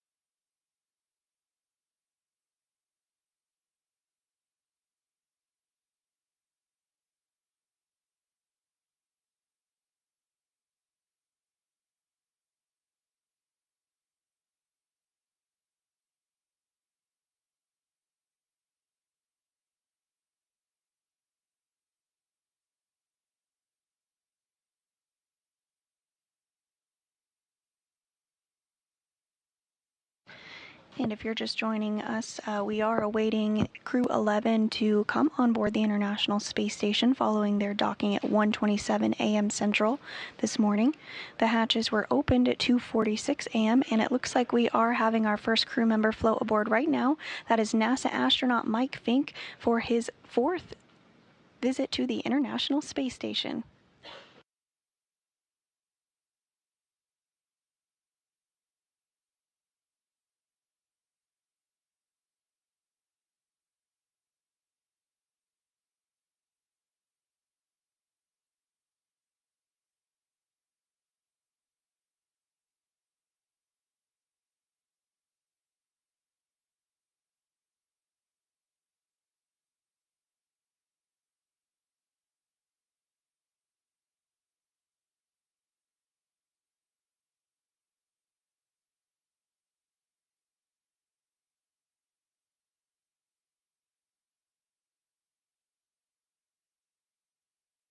And it looks like his microgravity skills never left him.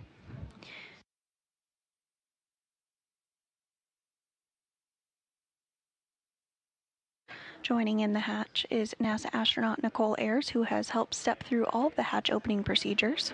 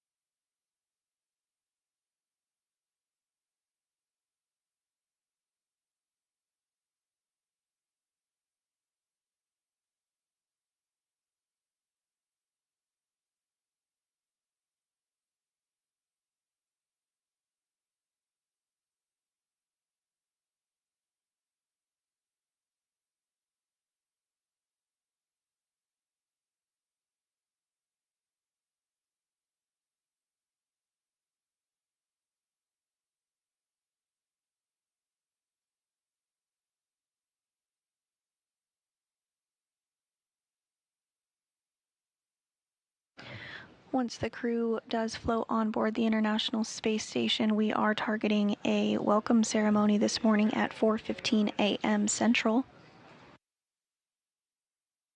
Again, if you're just joining us, Crew-11 docked to the International Space Station's zenith port of the Harmony module at 1:27 a.m. Central Time.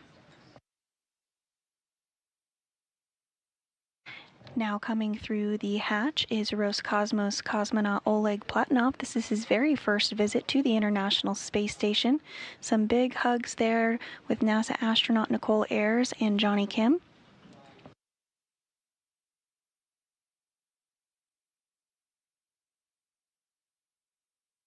And continuing to get a warm welcome aboard the International Space Station for him, again, first-time flyer. And next through the hatch is JAXA, or Japan Aerospace Exploration Agency astronaut Kimiya Yui.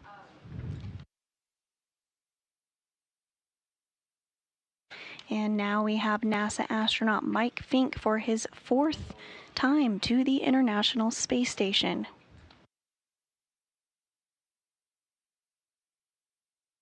And now coming into view is Zena Cardman. Again, her first time on board the International Space Station as well. Lots of smiles and hugs.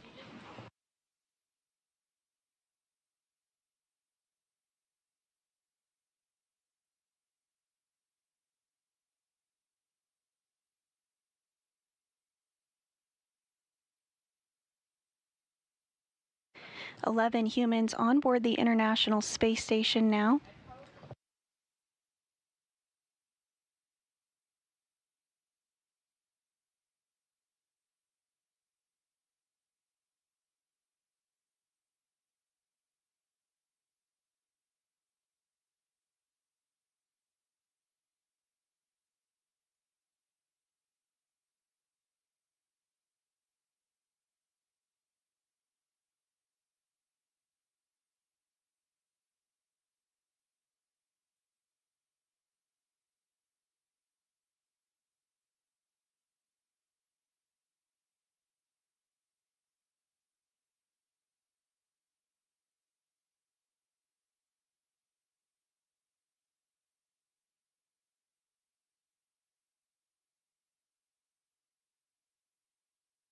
We are targeting a welcome ceremony this morning at 4:15 a.m. Central Time, rather.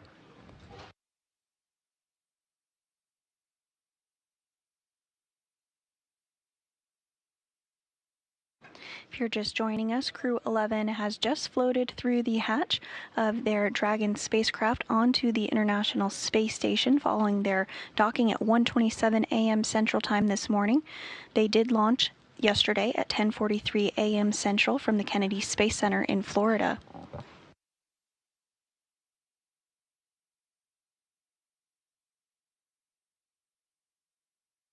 With Crew-11's arrival to the International Space Station, the population on board is now 11 and will remain 11 crew members for a short time as Crew 10 and Crew 11 complete a brief handover period before Crew 10 undocks and splashes down off the coast of California.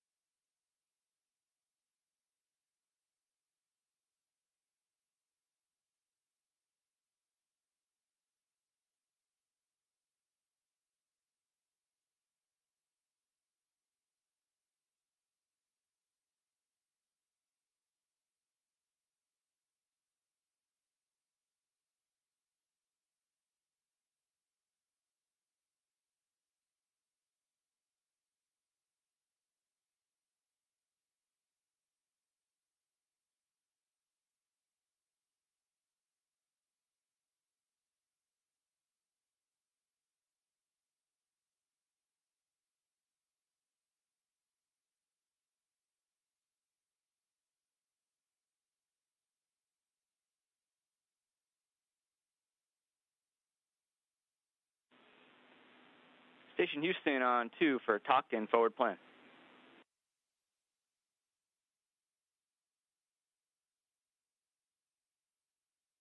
Go ahead on 2, Matt. Hey, Doc, it was great seeing the crew arrive on board. Congratulations to everybody. And just wanted to circle back with you on the PAO event. We were, of course, thinking of it starting at 9:15, but we can also pull it earlier to start around 9:02. That's when KU locks up on that GDRS pass. And then we could do the PAO prep event scene, mic check, all that on the previous pass or whenever, just before that, if the crew wants to get that done early. So totally up to the crew. Let's keep it at 9:15 because I already told the cosmonauts that way, so let's keep it.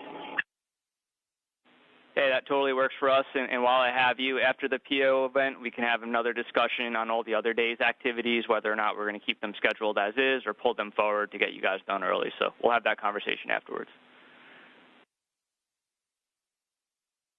With that, basically we want to move everything earlier. Thank you. That makes sense. Appreciate it.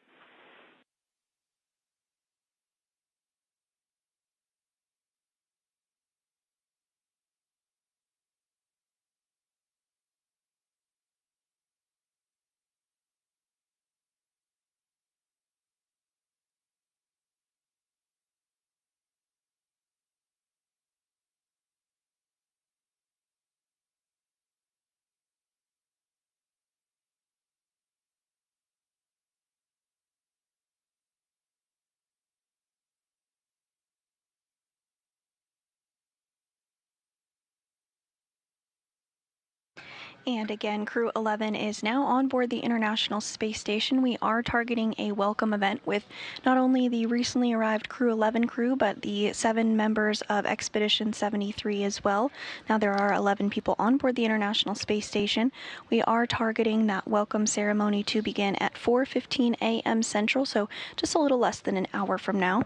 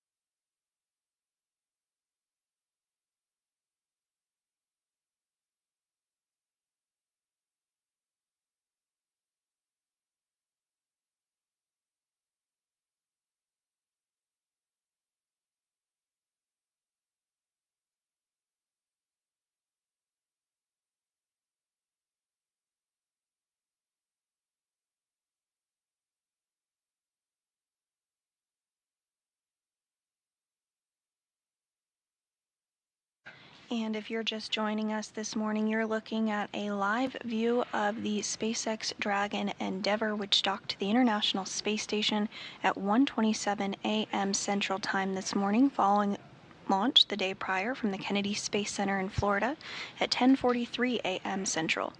This morning, hatches were opened at 2:46 a.m., and we are now awaiting a welcome ceremony with all 11 crew members on board the International Space Station to begin at 4:15 a.m. Central Time this morning.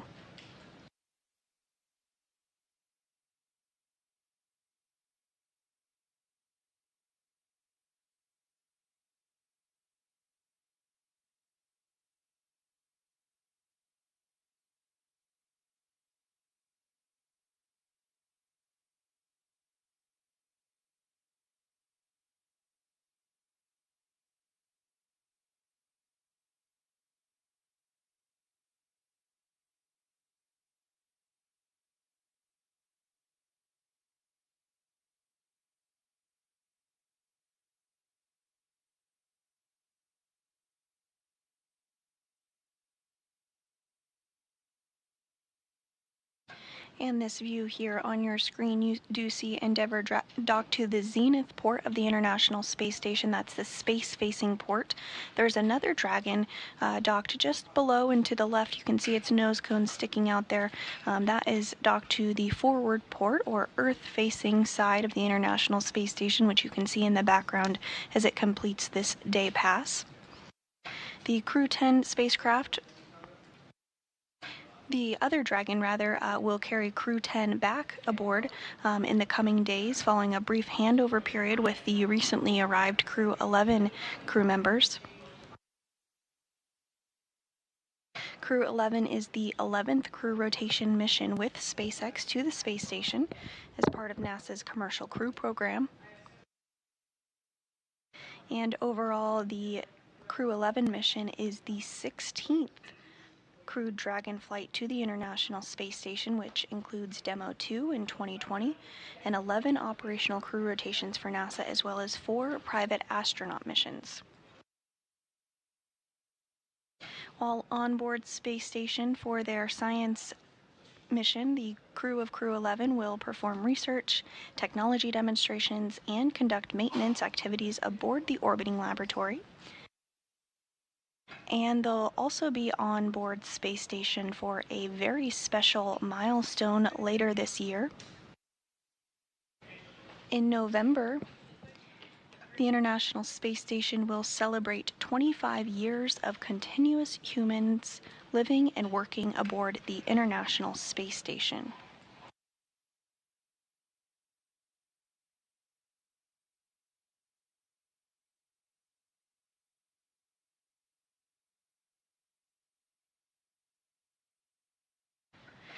During the last 25 years, over 280 individuals representing 26 countries and 5 international partners have visited the space station.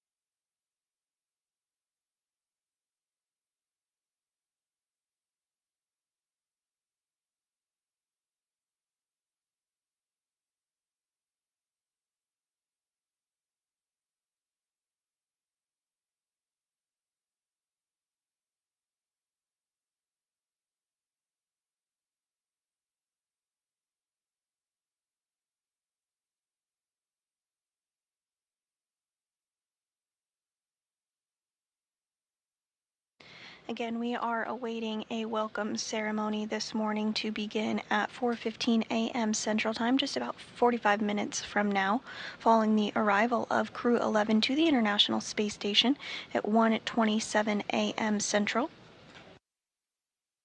Crew-11 launched from the Kennedy Space Center in Florida yesterday at 10:43 a.m.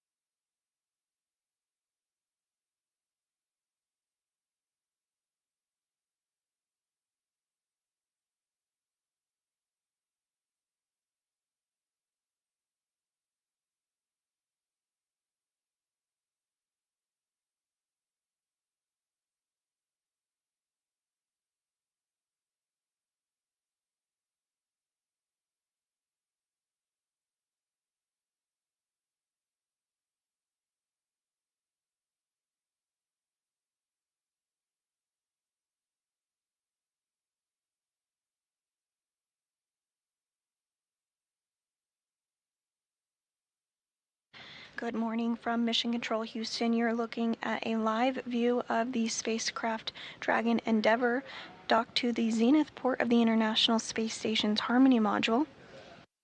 Docking occurred this morning at 1:27 a.m. Central Time, and the hatches were opened a short time later at 2:46 a.m. Central Time.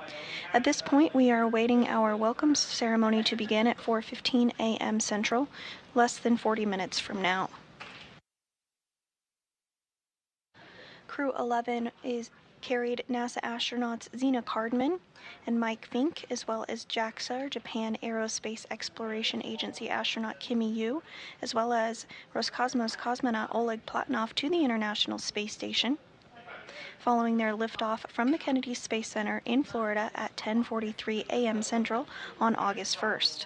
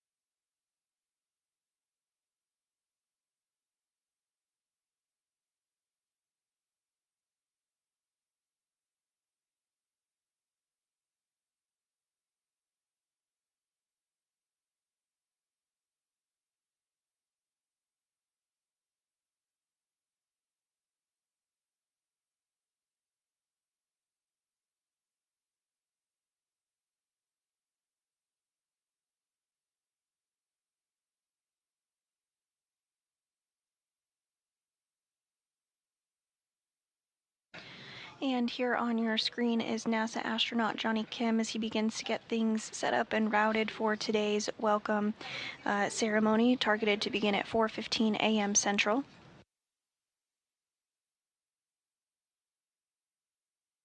Johnny is completing his very first mission aboard the International Space Station after launching on board the Soyuz MS-27 spacecraft on April 8th.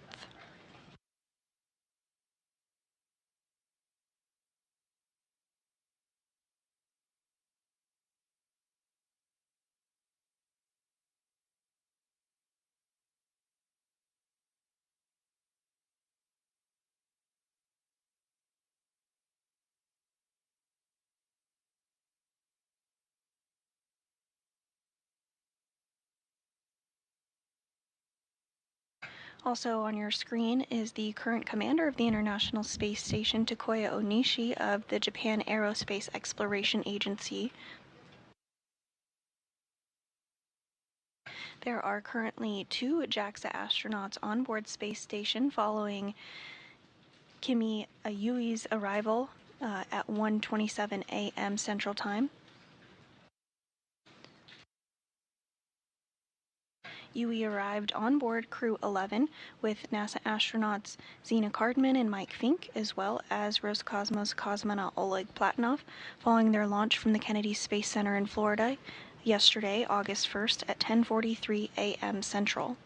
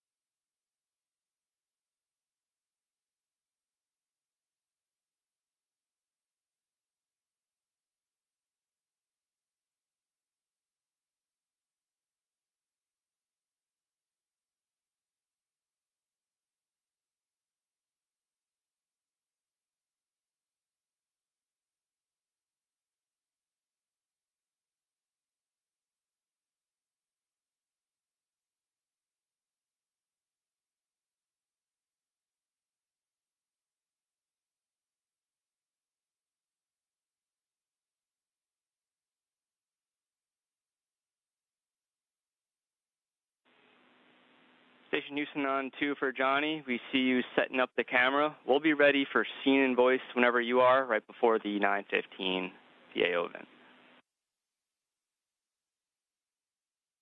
Hey, copy. I'll catch you on the other side of this handover. Sounds like a plan.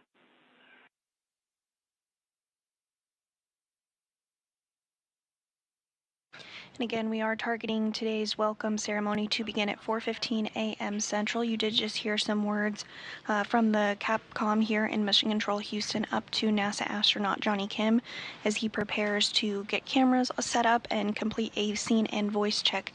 Again, now just a little over 30 minutes away from today's event at 4:15 a.m. Central, where all 11 crew members on board the International Space Station will have the opportunity to provide some opening remarks and be welcomed aboard the International Space Station.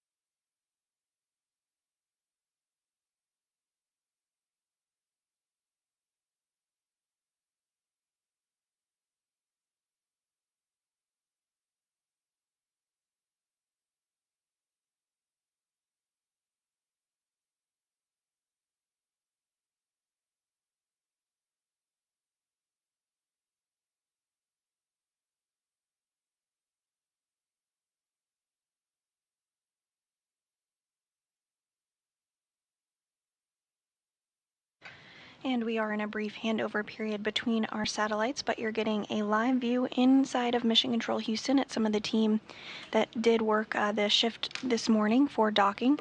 Again, that docking did occur at 1:27 a.m. Central Time, with hatches opening a short time later at 2:46 a.m. Central. Crew-11 launched from the Kennedy Space Center in Florida on August 1st at 10:43 a.m. Central. And we are now awaiting a welcome ceremony to begin at 4:15 a.m. this morning.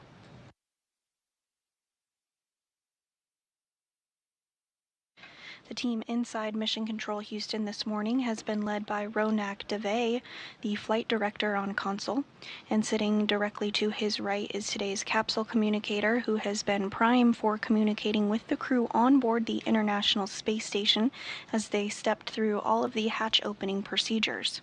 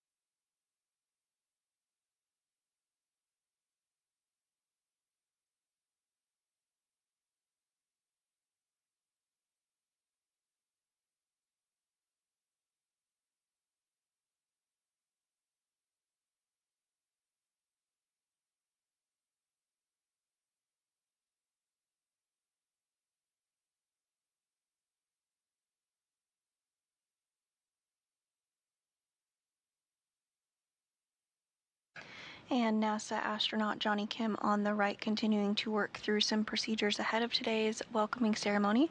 Joining him is the current commander of the International Space Station, Takuya Onishi, from the Japan Aerospace Exploration Agency.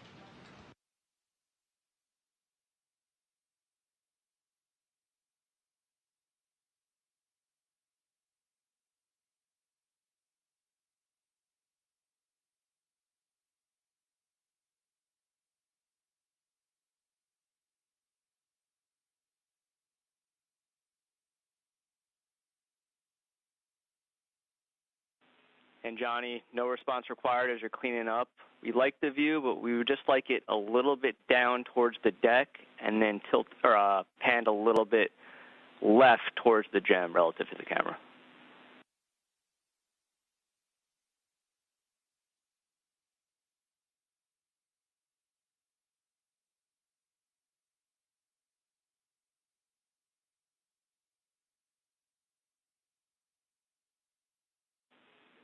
We like the scene. Thanks, Johnny.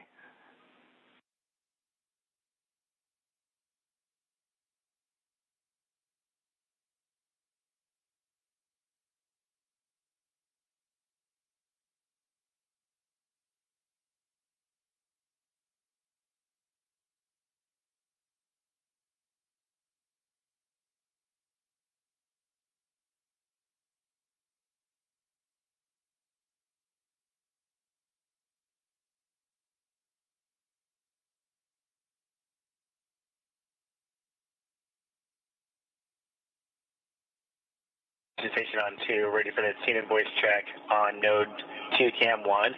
Of note, we also have node 2 cam 2 set up as a backup option in case cam 1 goes down.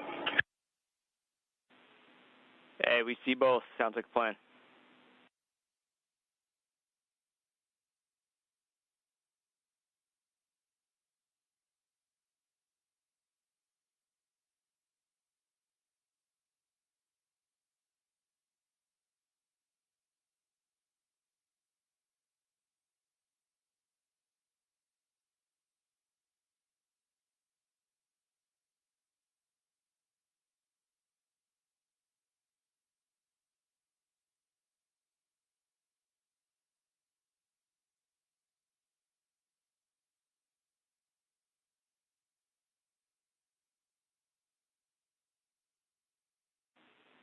And standby 1, Johnny.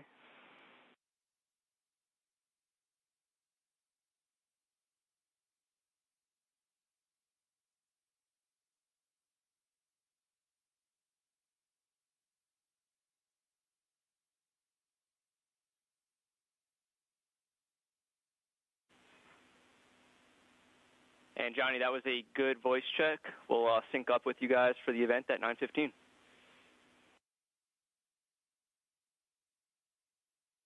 And actually, Johnny, if you're offering up, we'll take the backup voice check as well on the other camera. Sorry to make you float away.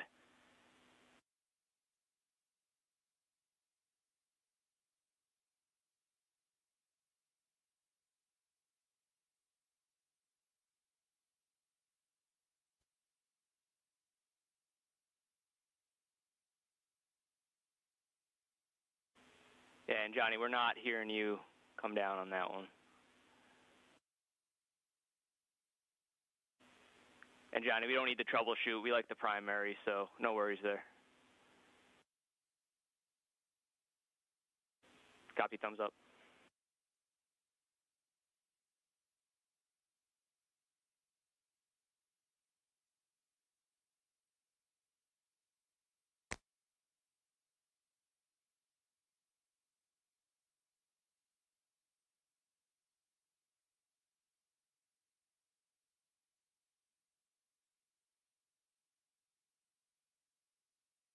And with a good scene and voice check, we are looking ahead towards today's welcoming ceremony to begin at 4:15 a.m. Central Time this morning.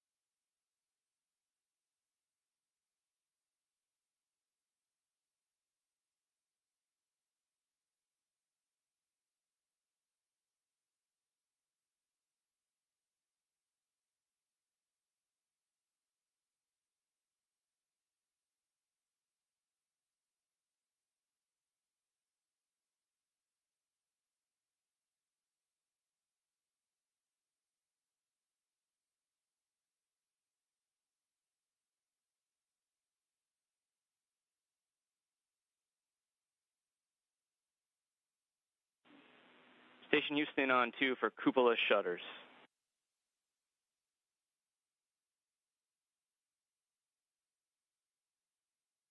On 2. Hey, so we're getting close to a cupola temp constraint, which will require us to close the shutters. The last thing you'd want to do is interrupt you guys during the PAO event to do so. So we're going to ask you to go ahead and close those shutters. And we definitely apologize to our new crewmates who are probably looking out at the views right now, but we'll make it up to you guys in the back end.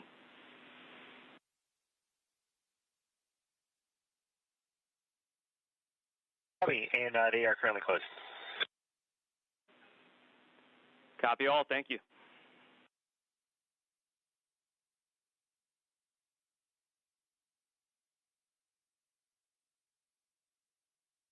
And we did just hear some communications there about the cupola shutters. The cupola is the portion of the International Space Station that is lovingly known as the window to the world. Essentially, it's an area that crew members are able to look outside the window and take amazing photography of our home planet. They do have a set of protective shutters outside of the windows of the cupola that can be open and closed for protective reasons, and so that call up to the crew to go ahead and preemptively close those cupola shutters was what that communications was about.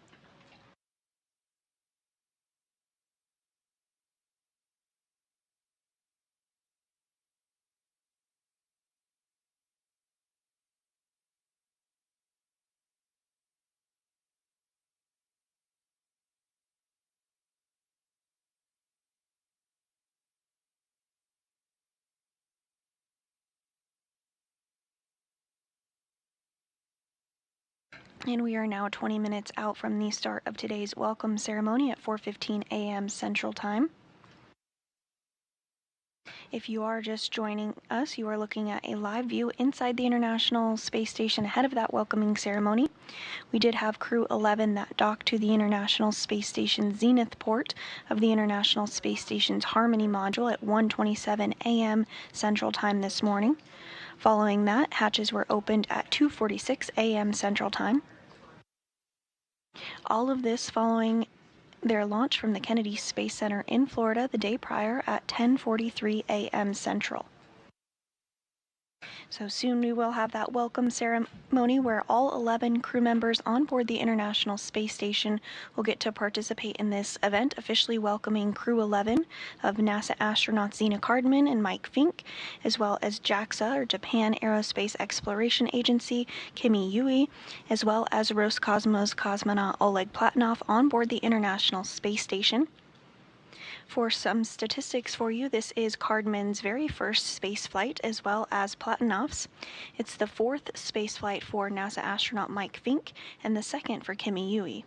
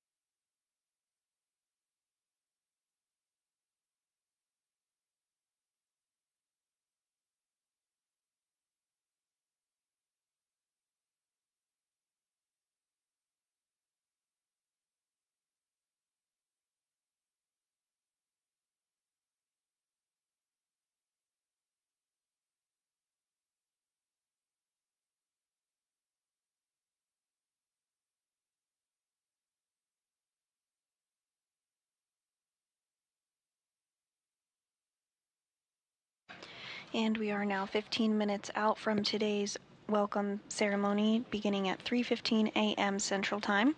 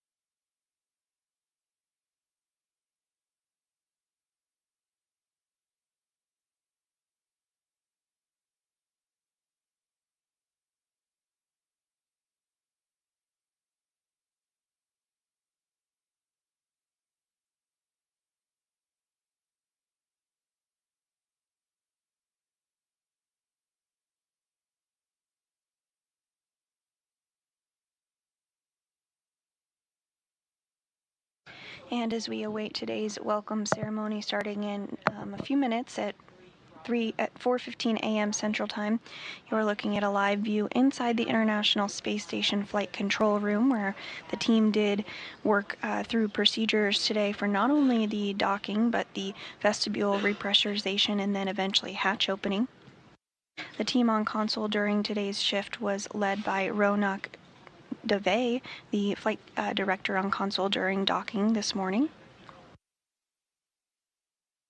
And the team here in the room did help to get on board NASA astronauts Zena Cardman and Mike Fincke, as well as JAXA astronaut Kimiya Yui and Roscosmos cosmonaut Oleg Platonov following their docking at 1:27 a.m. Central Time. The quartet of Crew-11 did launch from the Kennedy Space Center in Florida yesterday, August 1st at 10:43 a.m. Central.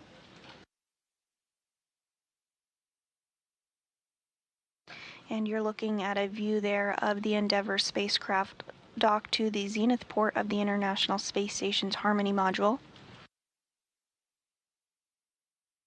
To the lower left of the Endeavour spacecraft is another Dragon that will actually be returning Crew 10 back to Earth in the coming days. Crew 10 is going to work on a handover with Crew 11 that of course just arrived again this morning at 1:27 a.m. Central Time. Following that handover period, Crew 10 will undock and splash down off the coast of California, and this will actually be the very first time that humans splash down off the coast of California as part of NASA's Commercial Crew program.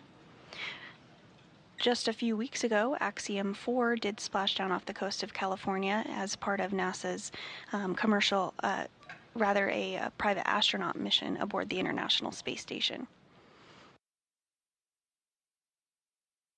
So again, we're just about 10 minutes out from this morning's welcome event, beginning at 4:15 a.m. Central Time, where all 11 crew members currently on board the space station will join and participate.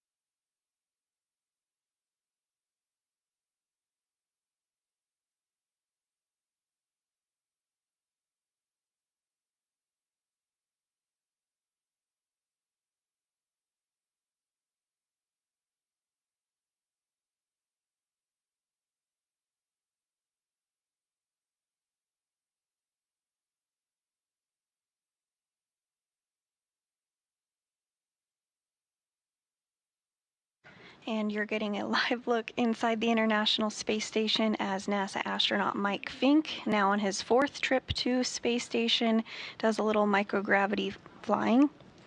We are targeting our welcome ceremony to begin here in just a few minutes at 4:15 a.m. Central Time, so we'll start to see all 11 crew members come into frame. On the left there is NASA astronaut Anne McClain. And on the right is the current space station commander of JAXA, Tokoya Onishi.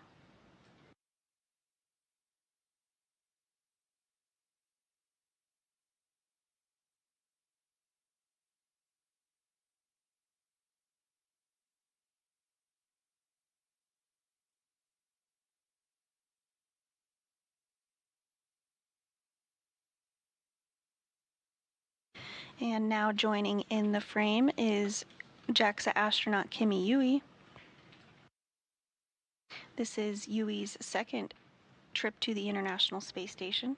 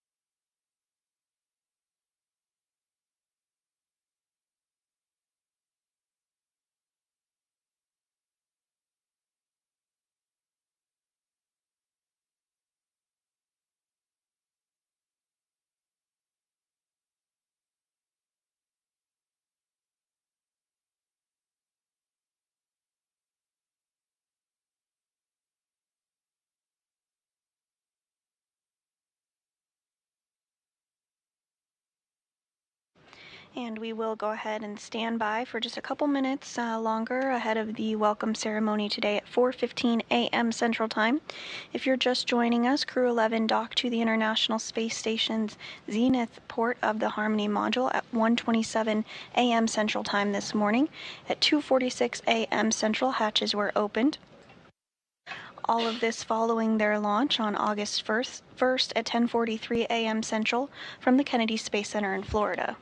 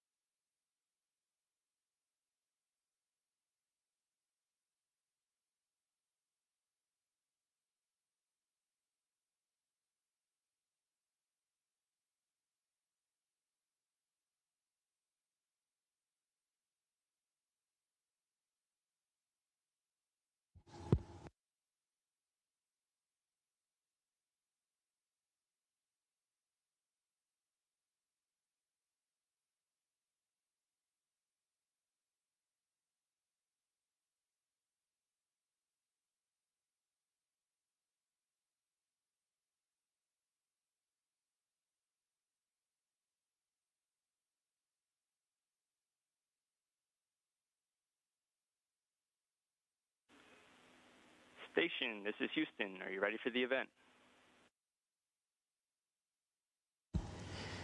Houston, this is Station. We are ready for welcome remarks. Please begin the welcome ceremony.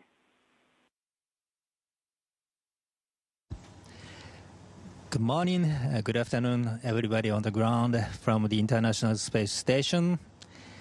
And Endeavour crew, welcome on board.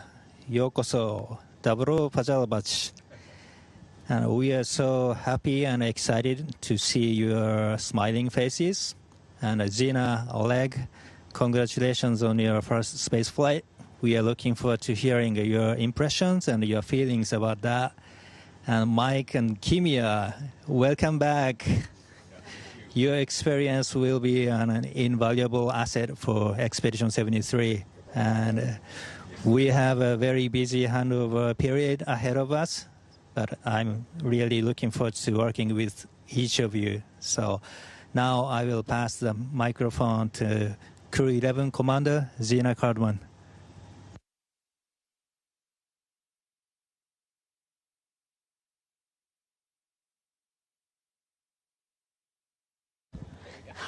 You can tell I'm new. Hello. This has been the absolute journey of a lifetime. We are so incredibly grateful to be here. Thank you so much for this warm welcome. It was such an unbelievably beautiful sight to see the space station come into our view for the first time, especially with these wonderful crewmates. Oleg and I, both for the first time, and of course Mike and Kimiya-san have so much experience that they bring to this team. With deep gratitude to everyone who got us ready for this moment. Thank you so much. Over to you, Mike. Thank you, Zena, and thank you to the Expedition 73 crew. You have made us feel so welcome. We're so glad to be here. We're happy to join you, and we will do our best to help the 73 crew who's on Crew 10 to get home safely. Your friends and family are waiting for you. In the meantime, this is a beautiful space station, and it's so good to be back, and we're here to take good care of it and help do our very best. Oh, thank you very much for warm, very, very good welcome. And I'm so grateful to be here. We have great Crew-11 crew members and also this expedition members. Yeah, I'm very looking forward to working with them and make this Expedition 73 the best. I'll work hard. Thank you.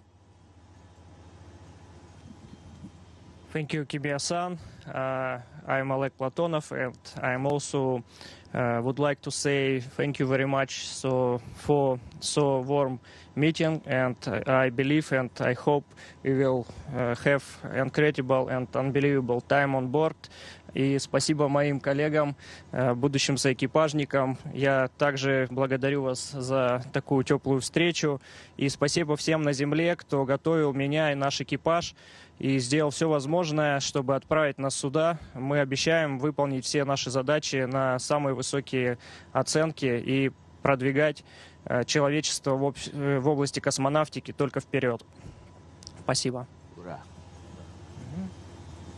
С энтузиазмом. Thank you, guys, and once again, welcome on board the International Space Station. And Houston, back with you. That concludes our event. Thank you to all participants. Station, we are now resuming operational audio communications.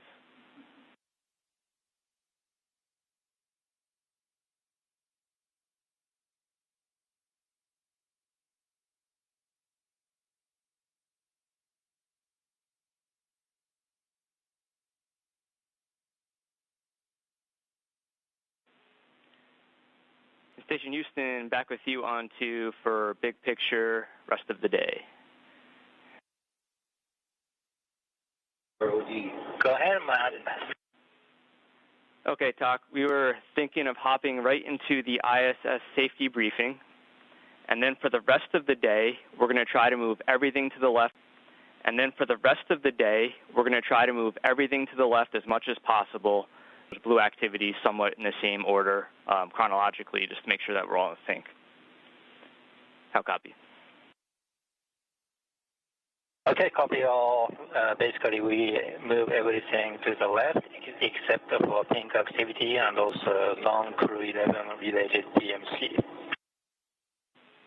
That is a good readback. Ready when you are. And we are going to just start a safety briefing so you guys can send a test command for caution warning tones.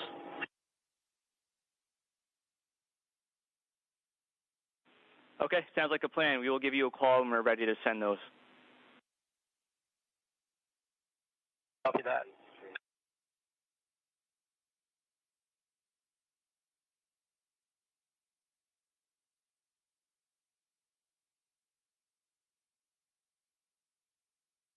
And there you had it, a very warm welcome to Crew-11 on board the International Space Station following their launch August 1st at 10:43 a.m. Central Time.